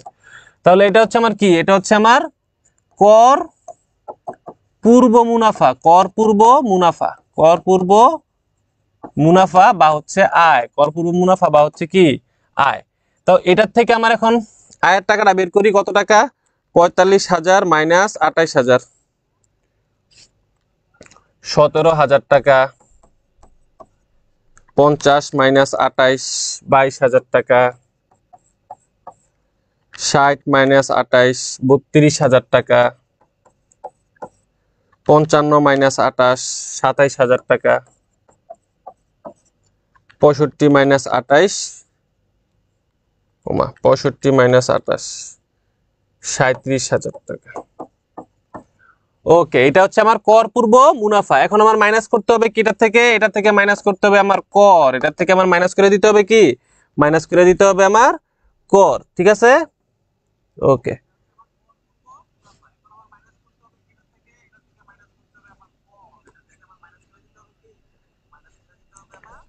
বড় অঙ্ক দেখে তোমরা সবাই হচ্ছে টায়ার্ড হয়ে যাইতেছো না?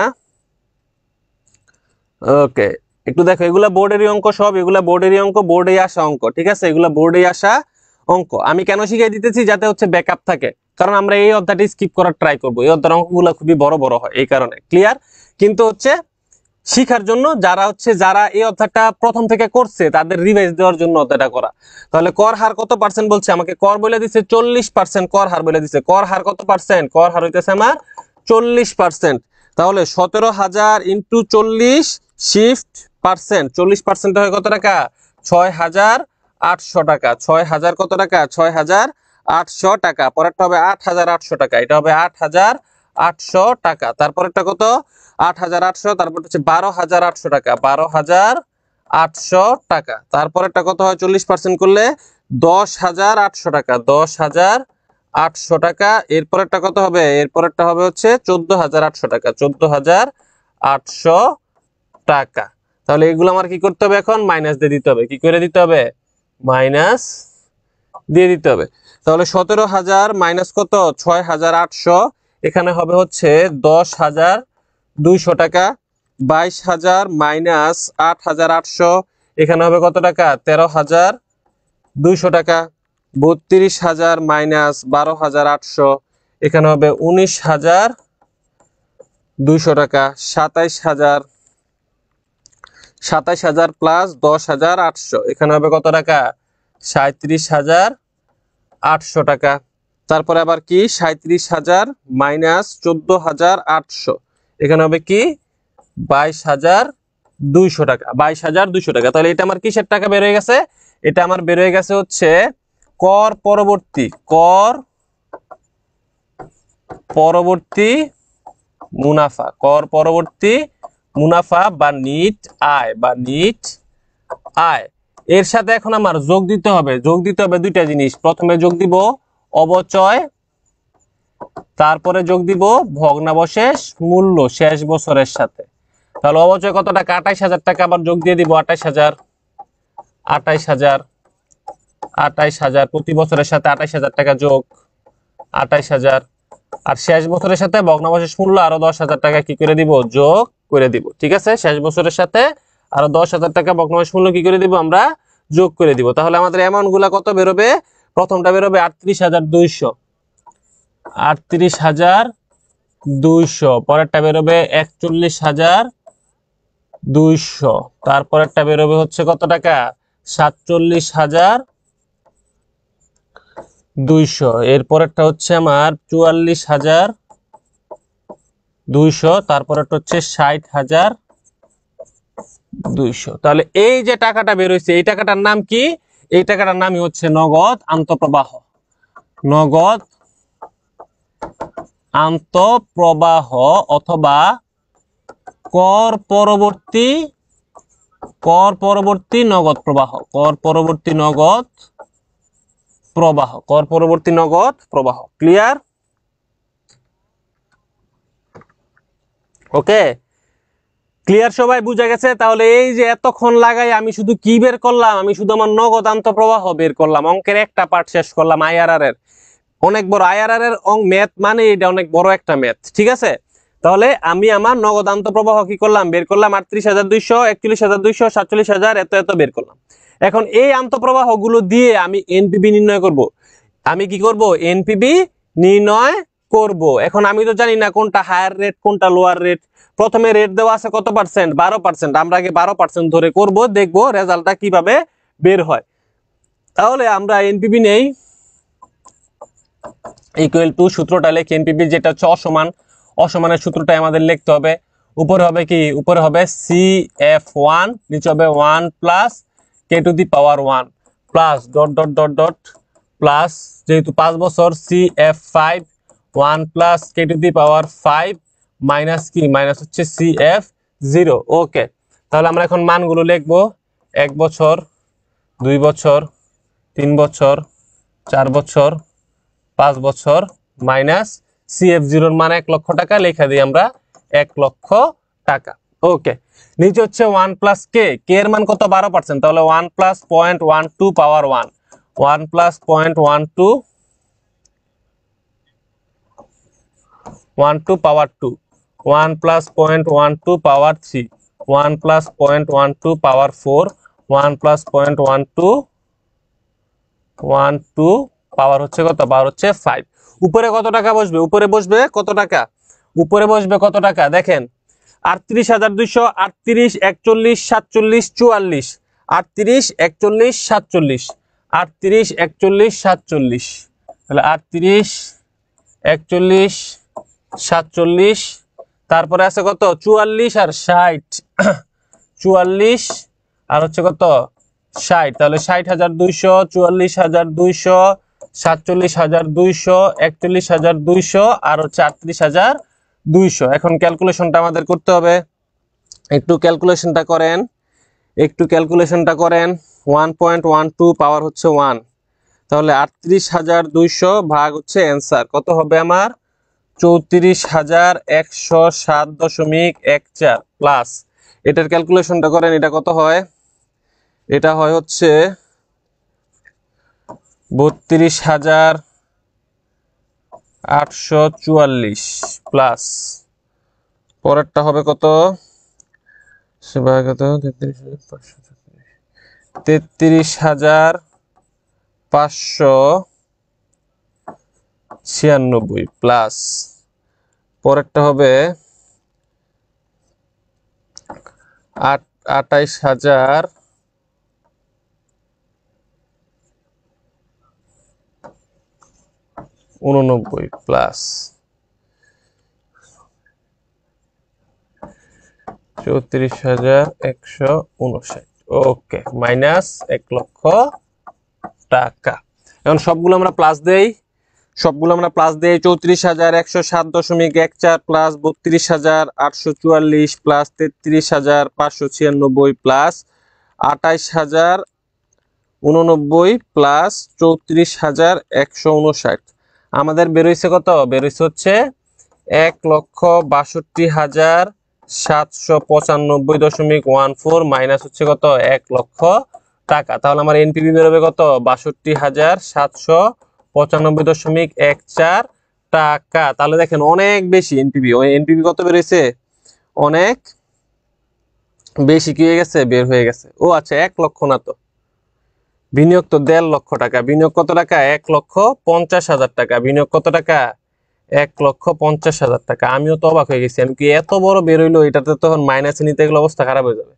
তাহলে এটা কত টাকা, 1,50,000 টাকা, 1,50,000 টাকা, 1,50,000 টাকা। কেন 1,50,000? এই যে আমাদের বিনিয়োগ দেওয়া আছে কত, প্রাথমিক বিনিয়োগ দেওয়া আছে কত, 1,50,000 টাকা। ওকে, তাহলে এখানে অ্যান্সারটা বেরোবে কত, এখানে অ্যান্সারটা বেরোবে কত, অ্যান্সারটা বেরোবে হচ্ছে 50, 60, 12,795.14 টাকা, 12,795.14 টাকা। ঠিক আছে, তাহলে এই টাকাটা আছে কিসে, প্লাসে, এই টাকাটা আছে কিসে, প্লাসে। তার মানে আমার মাইনাসে নেওয়ার জন্য কে এর মানটাকে 12 রাখা যাবে না, বাড়ায় দিতে হবে। তাহলে কে এর মান এখন কম আছে, তাহলে এইটাই হইতেছে আমার এনপিপি কি, এটাই হইতেছে এনপিপির লোয়ার রেট, এটাই হইতেছে এনপিপির কি, লোয়ার রেট। ঠিক আছে, কারণ এই কে এর মানটা হচ্ছে আমার লো রেট। এখন আমাদের কি করতে হবে, এখন আমাদের এনপিভির কে এর মানটাকে কি করে দিতে হবে, কে এর মানটাকে আমাদের বাড়াই দিতে হবে, কে এর মানটাকে আমাদের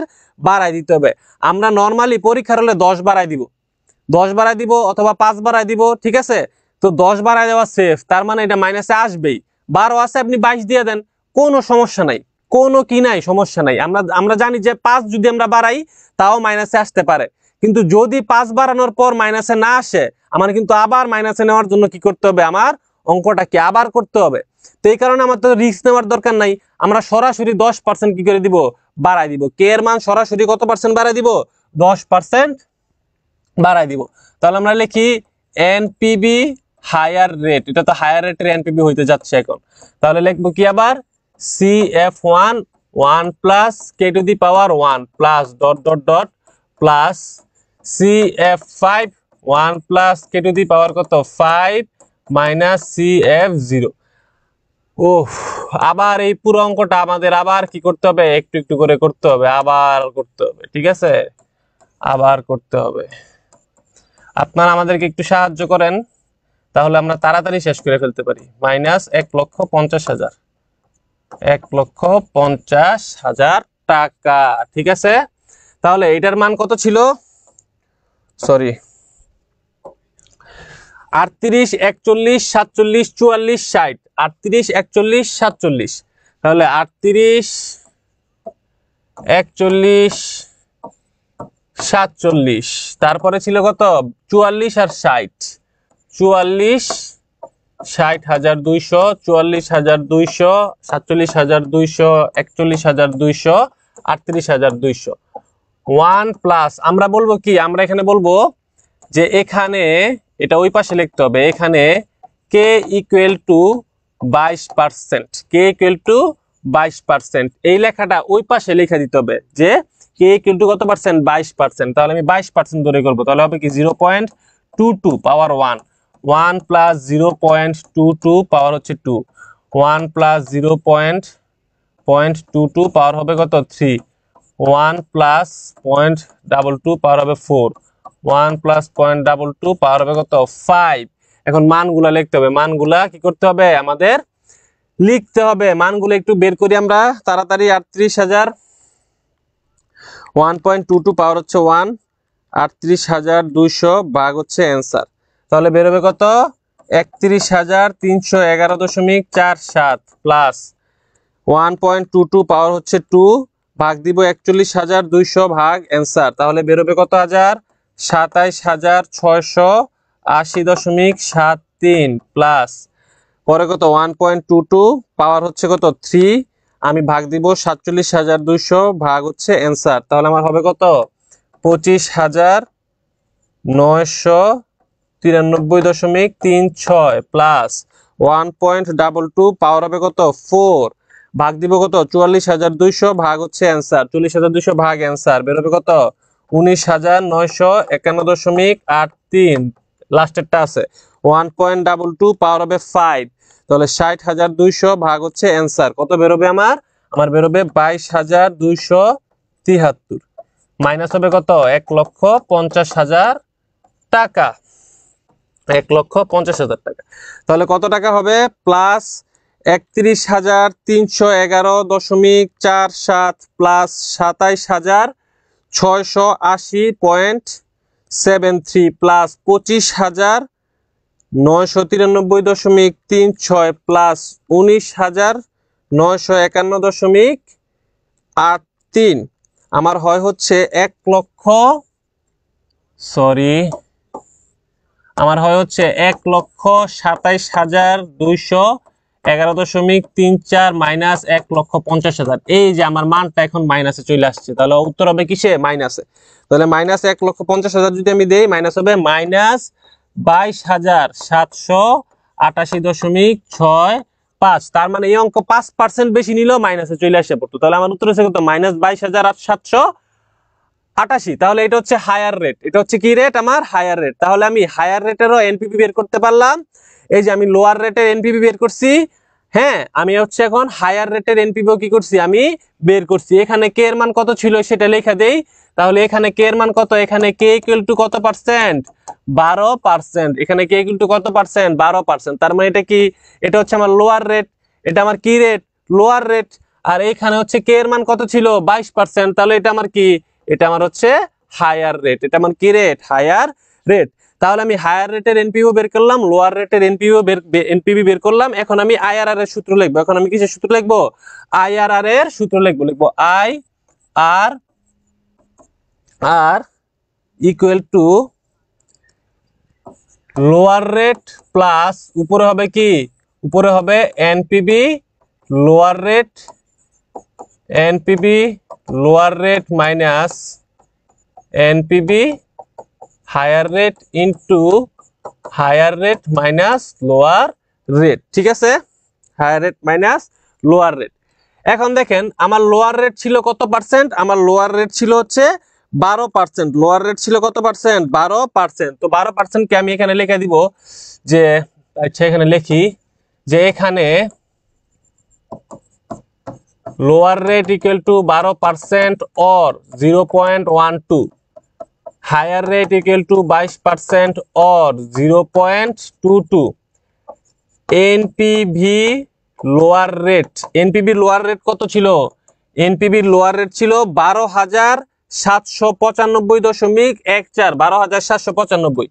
তাহলে লেখা দিব 12,795.14। আর এনপিভি হায়ার রেট কত ছিল, এনপিভির হায়ার রেট ছিল হচ্ছে -22,788, -22,788। এই যে এই মানগুলো আমার এখানে লিখতে হবে। তাহলে লোয়ার রেট কত, 0.12 প্লাস এনপিভির লোয়ার রেট কত, এনপিভির লোয়ার রেট হইতেছে আমার 12,795.14। এনপিভির লোয়ার রেট আবার কত, 12,795.14 মাইনাস, মাইনাস দিয়ে আবার হায়ার রেটের মান লিখতে হবে। তাহলে মাইনাস 22,788 ইন্টু দিব কি, ইন্টু দিব হায়ার রেট, হায়ার রেট কত 0.22 মাইনাস 0.12।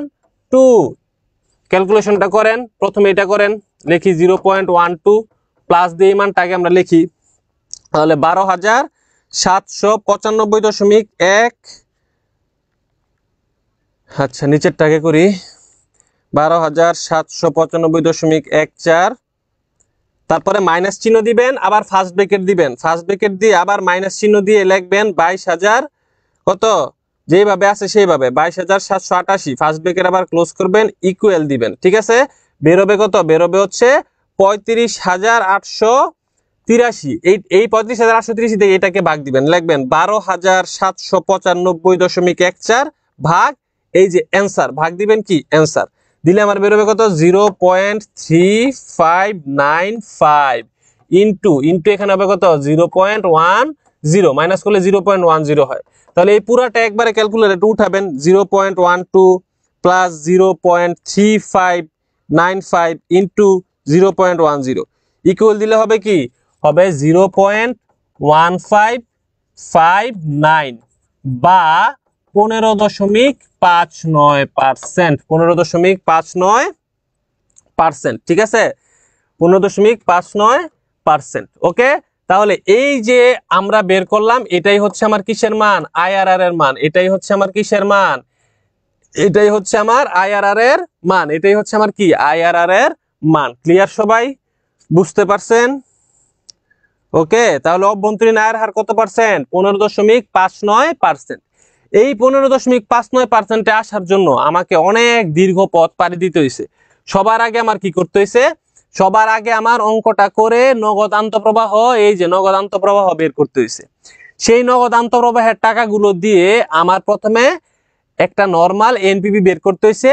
কোন কে এর মান কোনটা নিছি, যেটা প্রশ্নে বলা ছিল সেটাই। প্রশ্নে বলা ছিল কত পার্সেন্ট, এই যে প্রশ্নে বলা ছিল কত পার্সেন্ট, সুযোগ ব্যয়ের হার 12%। আমরা 12% নিয়েই প্রথমে এনপিভির অঙ্কটা কি করছি, করার পর দেখছি কি অ্যান্সারটা আসছে কিসে, প্লাসে, অ্যান্সারটা আসছে প্লাসে। এই প্লাসের অ্যান্সারটাকে আমার আবার মাইনাসে নিতে হবে। এই কারণে আগে ছিল কে এর মান 12, ব্যয়ের পরিমাণটাকে আমরা বাড়াই দিচ্ছি, 12 থেকে 22 বানাই দিচ্ছি। ব্যয় যখন বাইরে গেছে, ব্যয় যখন কি হয়ে গেছে, বাইরে গেছে, তখন হচ্ছে আমার এনপিভি বা আমার আয়ের পরিমাণ মাইনাস ফিগারে চলে গেছে। কোথায় চলে গেছে? মাইনাস ফিগারে। তাহলে আমি প্লাসের এনপিভিও পাইছি, মাইনাসের এনপিভিও কি পাইছি। আর হায়ার রেট কি? এই যে 22%, এটাই হায়ার রেট। আগেটা ছিল 12%, ওটা ছিল লোয়ার রেট। এরপর আমি এই অঙ্কগুলো থেকে এই মানগুলো এখানে নিয়ে আসছি। লোয়ার রেট কত, হায়ার রেট কত, এনপিভি কত, লোয়ার রেটের হায়ার রেটের এনপিভি কত। এরপর আমি কি করছি, আমরা হচ্ছে সূত্রটা কি করছি, আইআরআর সূত্রটা লিখছি আর হচ্ছে মানগুলো বসাই দিছি, আমাদের অঙ্ক কি হয়ে গেছে। ক্লিয়ার সবাই? বুঝতে পারছি আমরা? অনেক বড় ম্যাথ, হ্যাঁ অনেক বড় ম্যাথ, এটা একটু বড় ম্যাথ, কিছু করার নাই, একটু বড় ম্যাথ, ঠিক আছে। 5 বাড়ালেই হবে। যদি এই অঙ্কের ভিতরে 5 বাড়াইলেই মাইনাস আইসা পড়তো, কিন্তু আমরা রিস্ক নিব কেন, আমরা 10 বাড়াবো। এটা কিন্তু 15 ফিক্সডই থাকবে, দশমিকের পরে 15-20 এদিক সেদিক হইতে পারে, এই কারণে আমরা রিস্ক নিব না, আমরা সম্পূর্ণ 10% বাড়াই দিব, ঠিক আছে। 10% বাড়াই দিলে আমার অ্যান্সার এটাই আসবে। 5% বাড়াইলেও অ্যান্সার এটাই আসতো। দেখা যেত এখানে হইতেছে 30, 15.30 হইতো, ঠিক আছে। তো ওইগুলো এত ইফেক্ট ফেলে না, পরীক্ষাতে নাম্বার তোমরা 100% পাবা। ওকে, তাহলে আমাদের আইআরআর কি মোটামুটি কমপ্লিট। এখন লাস্টে যে প্রশ্নটা আছে সেটা হচ্ছে কি, সেটা হচ্ছে গড় আয়ের হারের ভিত্তিতে প্রকল্পটির গ্রহণযোগ্যতা নির্ণয় করো। কিসের হার? গড় আয়ের হার, ঠিক আছে, গড় আয়ের হার। ওকে, দেখি এমসিকিউ নেওয়া ট্রাই করব, দেখি গড় আয়ের হার। তাহলে দেখেন, গড় আয়ের হার বের করার জন্য আমরা তো এই ঘ নাম্বারটা আমাদের জন্য করা কি হবে, সহজ হবে। ঘ নাম্বারটা করা আমাদের জন্য কি হবে, সহজ হবে। আমরা প্রথমে গড় আয়ের হারের সূত্র লিখি। আমরা লিখি গড় আয়ের হার, গড় আয়ের হার সমান সমান উপর হচ্ছে কি গড় কর পরবর্তী নিট মুনাফা, নিচে হচ্ছে গড় বিনিয়োগ, নিচে হচ্ছে কি গড় বিনিয়োগ, গড় বিনিয়োগ ইনটু 100। ওকে, সমান সমান জায়গা রেখে দেই, ইনটু 100 সমান সমান। ওকে, এখন আমাদের গড় কর পরবর্তী বের করতে হবে। তাহলে লিখি গড় কর পরবর্তী নিট মুনাফা, নিট মুনাফা সমান সমান কি করব, উপরে সবগুলো আমরা কি করব, বছরগুলো যোগ দিব। এখন এইগুলো তো আমরা এই কর পরবর্তী নিট মুনাফা কিন্তু আমরা আগেই বের করে ফেলছি গড়ের জন্যই, ঠিক আছে। এই যে বলা আছে কি কর পরবর্তী নিট মুনাফা, কর পরবর্তী নিট মুনাফা কত টাকা ছিল, 10,200, 13,200, ঠিক আছে, 19,200। আমরা ক্যালকুলেটর উঠাই নেই, 10,200 যোগ 13,200 যোগ 19,200 যোগ 37,800 যোগ হচ্ছে কত, 37,200 হবে, এটা 37,200 যোগ হচ্ছে 22,200, 22,200। ওকে, এখন আমরা আমাদের অঙ্কে চলে যাই আবার। তাহলে এখানে আমরা কত কত লিখবো, আমরা লিখবো 10,200 যোগ 13,200 যোগ কি, যোগ হচ্ছে 19,200 যোগ 37,200 যোগ 22,200। আর নিচে ভাগ দিব কত দ্বারা, ভাগ দিব এখন হচ্ছে আমরা 5 দ্বারা, 5 দ্বারা। তাহলে কত হবে, উপরে আসে হচ্ছে 1,02,000, 1,02,000, 2,000কে আমি ভাগ দিব কত দ্বারা, 5 দ্বারা। তাহলে আমার কত বের হবে, ভাগ 5 বের হবে হচ্ছে 64,800, 64,800। তো আমার গড় গড় কর পরবর্তী নিট মুনাফা কত বেরোলো, 64,800 টাকা। তো আমরা এখানে লেখা দিব কত হাজার, 64,800 টাকা। কত লেখা দিলাম, 64,800 টাকা। এখন বের করতে হবে আমার গড় বিনিয়োগ, কি বের করতে হবে, গড় বিনিয়োগ। তাহলে গড় বিনিয়োগটা বের করি।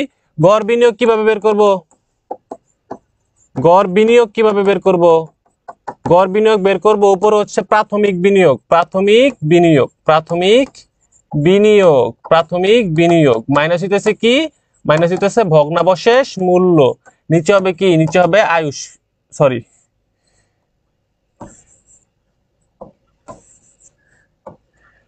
এটা হবে প্লাস ভগ্নাবশেষ মূল্য, নিচে হবে কি 2। তাহলে প্রাথমিক বিনিয়োগ কত টাকা ছিল, 1,50,000 প্লাস হচ্ছে 10,000, নিচে হবে কত 2। এই যে এখানে গড় বিনিয়োগে প্রাথমিক বিনিয়োগের সাথে ভগ্নাংশ মূল্য প্লাস হয় আর অবচয় বের করার সময় কি হয় মাইনাস হয়, তাহলে এটা হবে কত হাজার, এটা হবে ৮০,০০০ টাকা। কত টাকা হবে, ৮০,০০০ টাকা। ঠিক আছে, ৮০,০০০ টাকা। ওকে, তাহলে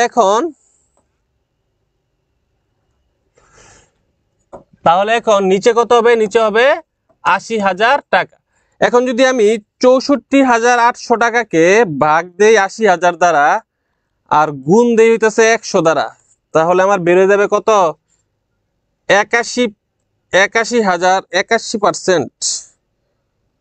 ওরে বাবা, এটা কি আমি হাফ করে ফেলছি, সরি সরি সরি, মাথা উলে গেছে। ১,০০,০০০ ভাগ হচ্ছে ৫, এখানে হবে সরি, এখানে হবে ২০,৪০০। কেউ বলতেছে না কমেন্টে, না এখানে হবে ২০,৪০০, ২০,৪০০।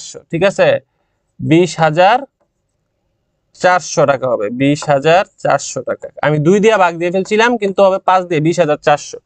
তাহলে এখানেও কত টাকা হবে, এখানে হবে ২০,৪০০ টাকা, ২০,৪০০ টাকা। তাহলে আমরা কি করব, ২০,৪০০ টাকাকে ভাগ দিব হচ্ছে ৮০,০০০ দ্বারা, গুণ দিব হচ্ছে কত দ্বারা, ১০০ দ্বারা, বের হবে কত, ২৫.৫০%। ২৫.৫০%। তো এই ২৫.৫০%টাই আমার কি, এই পার্সেন্টটাই হচ্ছে আমার গড় আয়ের হার, এই পার্সেন্টটাই হচ্ছে আমার কি গড় আয়ের হার। ঠিক আছে, ওকে।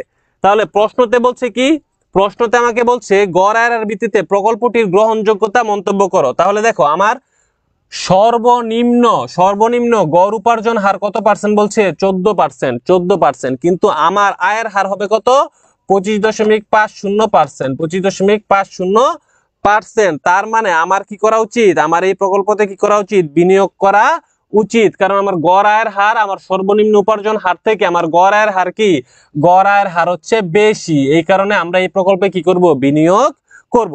তো এইভাবে এই অধ্যায়ের প্রশ্নগুলো পরীক্ষাতে থাকবে। আয়ের হার বের করতে বলতে পারে, গড় আয়ের হার কি করতে পারে, আমাদেরকে বের করতে বলতে পারে এনপিভি, আর হচ্ছে কি পেব্যাক পিরিয়ড। এই 4টা সূত্র আমাদের কি রাখতে হবে, একটু মাথায় রাখতে হবে। আর যে জিনিসটা মাথায় রাখতে হবে সেটা হচ্ছে কি, সেটা হচ্ছে এই যে প্রথম যেই মানে তথ্যগুলো আছে, এই তথ্যগুলো আমাদের একটু মাথায় রাখতে হবে। এই তথ্যটা আমরা মাথায় রাখতে পারলে ঠিক মতো, তাহলে আমরা পরীক্ষাতে ইনশাল্লাহ এই অধ্যায়ের অঙ্কগুলো দিতে পারবো। কিন্তু আমরা না দেওয়ার চেষ্টা করব, কারণ সময়টা একটু বেশি লাগে। যদি কোনো ছোট অঙ্ক পরীক্ষাতে এসে পড়ে সেটা আমরা অ্যান্সার করার চেষ্টা করব। ক্লিয়ার সবাই? ইনশাল্লাহ আমাদের আবার 12:30টা থেকে আবার ক্লাস শুরু হবে। তোমাদেরকে এই লাইভটা এখন এখানে শেষ, 20-25 মিনিটের একটা ব্রেক দেওয়ার পর 9টা থেকে আমাদের একটা ক্লাস হবে। নবম অধ্যায়ের 5টা সূত্র শিখলে আমরা হচ্ছে পরীক্ষাতে দুইটা প্রশ্ন অ্যান্সার করতে পারবো। একটা হচ্ছে আদর্শ বিচ্যুতি, আর একটা হচ্ছে পোর্টফোলিও ঝুঁকি। এই আদর্শ বিচ্যুতি আর পোর্টফোলিও, এই দুইটা জিনিস যদি শিখি, সিবি নির্ণয় করা আর পোর্টফোলিও ঝুঁকি, এই দুইটা টপিক শিখলে দুইটা সৃজনশীল পরীক্ষাতে 100% কমন কি পাওয়া যাবেই, এটা একদম 100% শিওর। তো আমরা শুধু সেই 5টা সূত্র একটু হচ্ছে মানে রিভাইজ দিব, যাতে হচ্ছে পরীক্ষাতে আমরা সহজ অ্যান্সার করতে পারি। তো এই ক্লাসটি এখানেই শেষ, আমরা আবার ঠিক ক্লাস শুরু করব 12টা 20-এ। ততক্ষণ পর্যন্ত ভালো থাকো, আর হচ্ছে একটু রেস্ট নাও, কিছু খাওয়া দাওয়া করতে হলে করে নাও। দেখা হচ্ছে 12টা 20-এর নবম অধ্যায়ের ক্লাসে। আসসালামু আলাইকুম ওয়া রাহমাতুল্লাহি ওয়া বারাকাতুহু।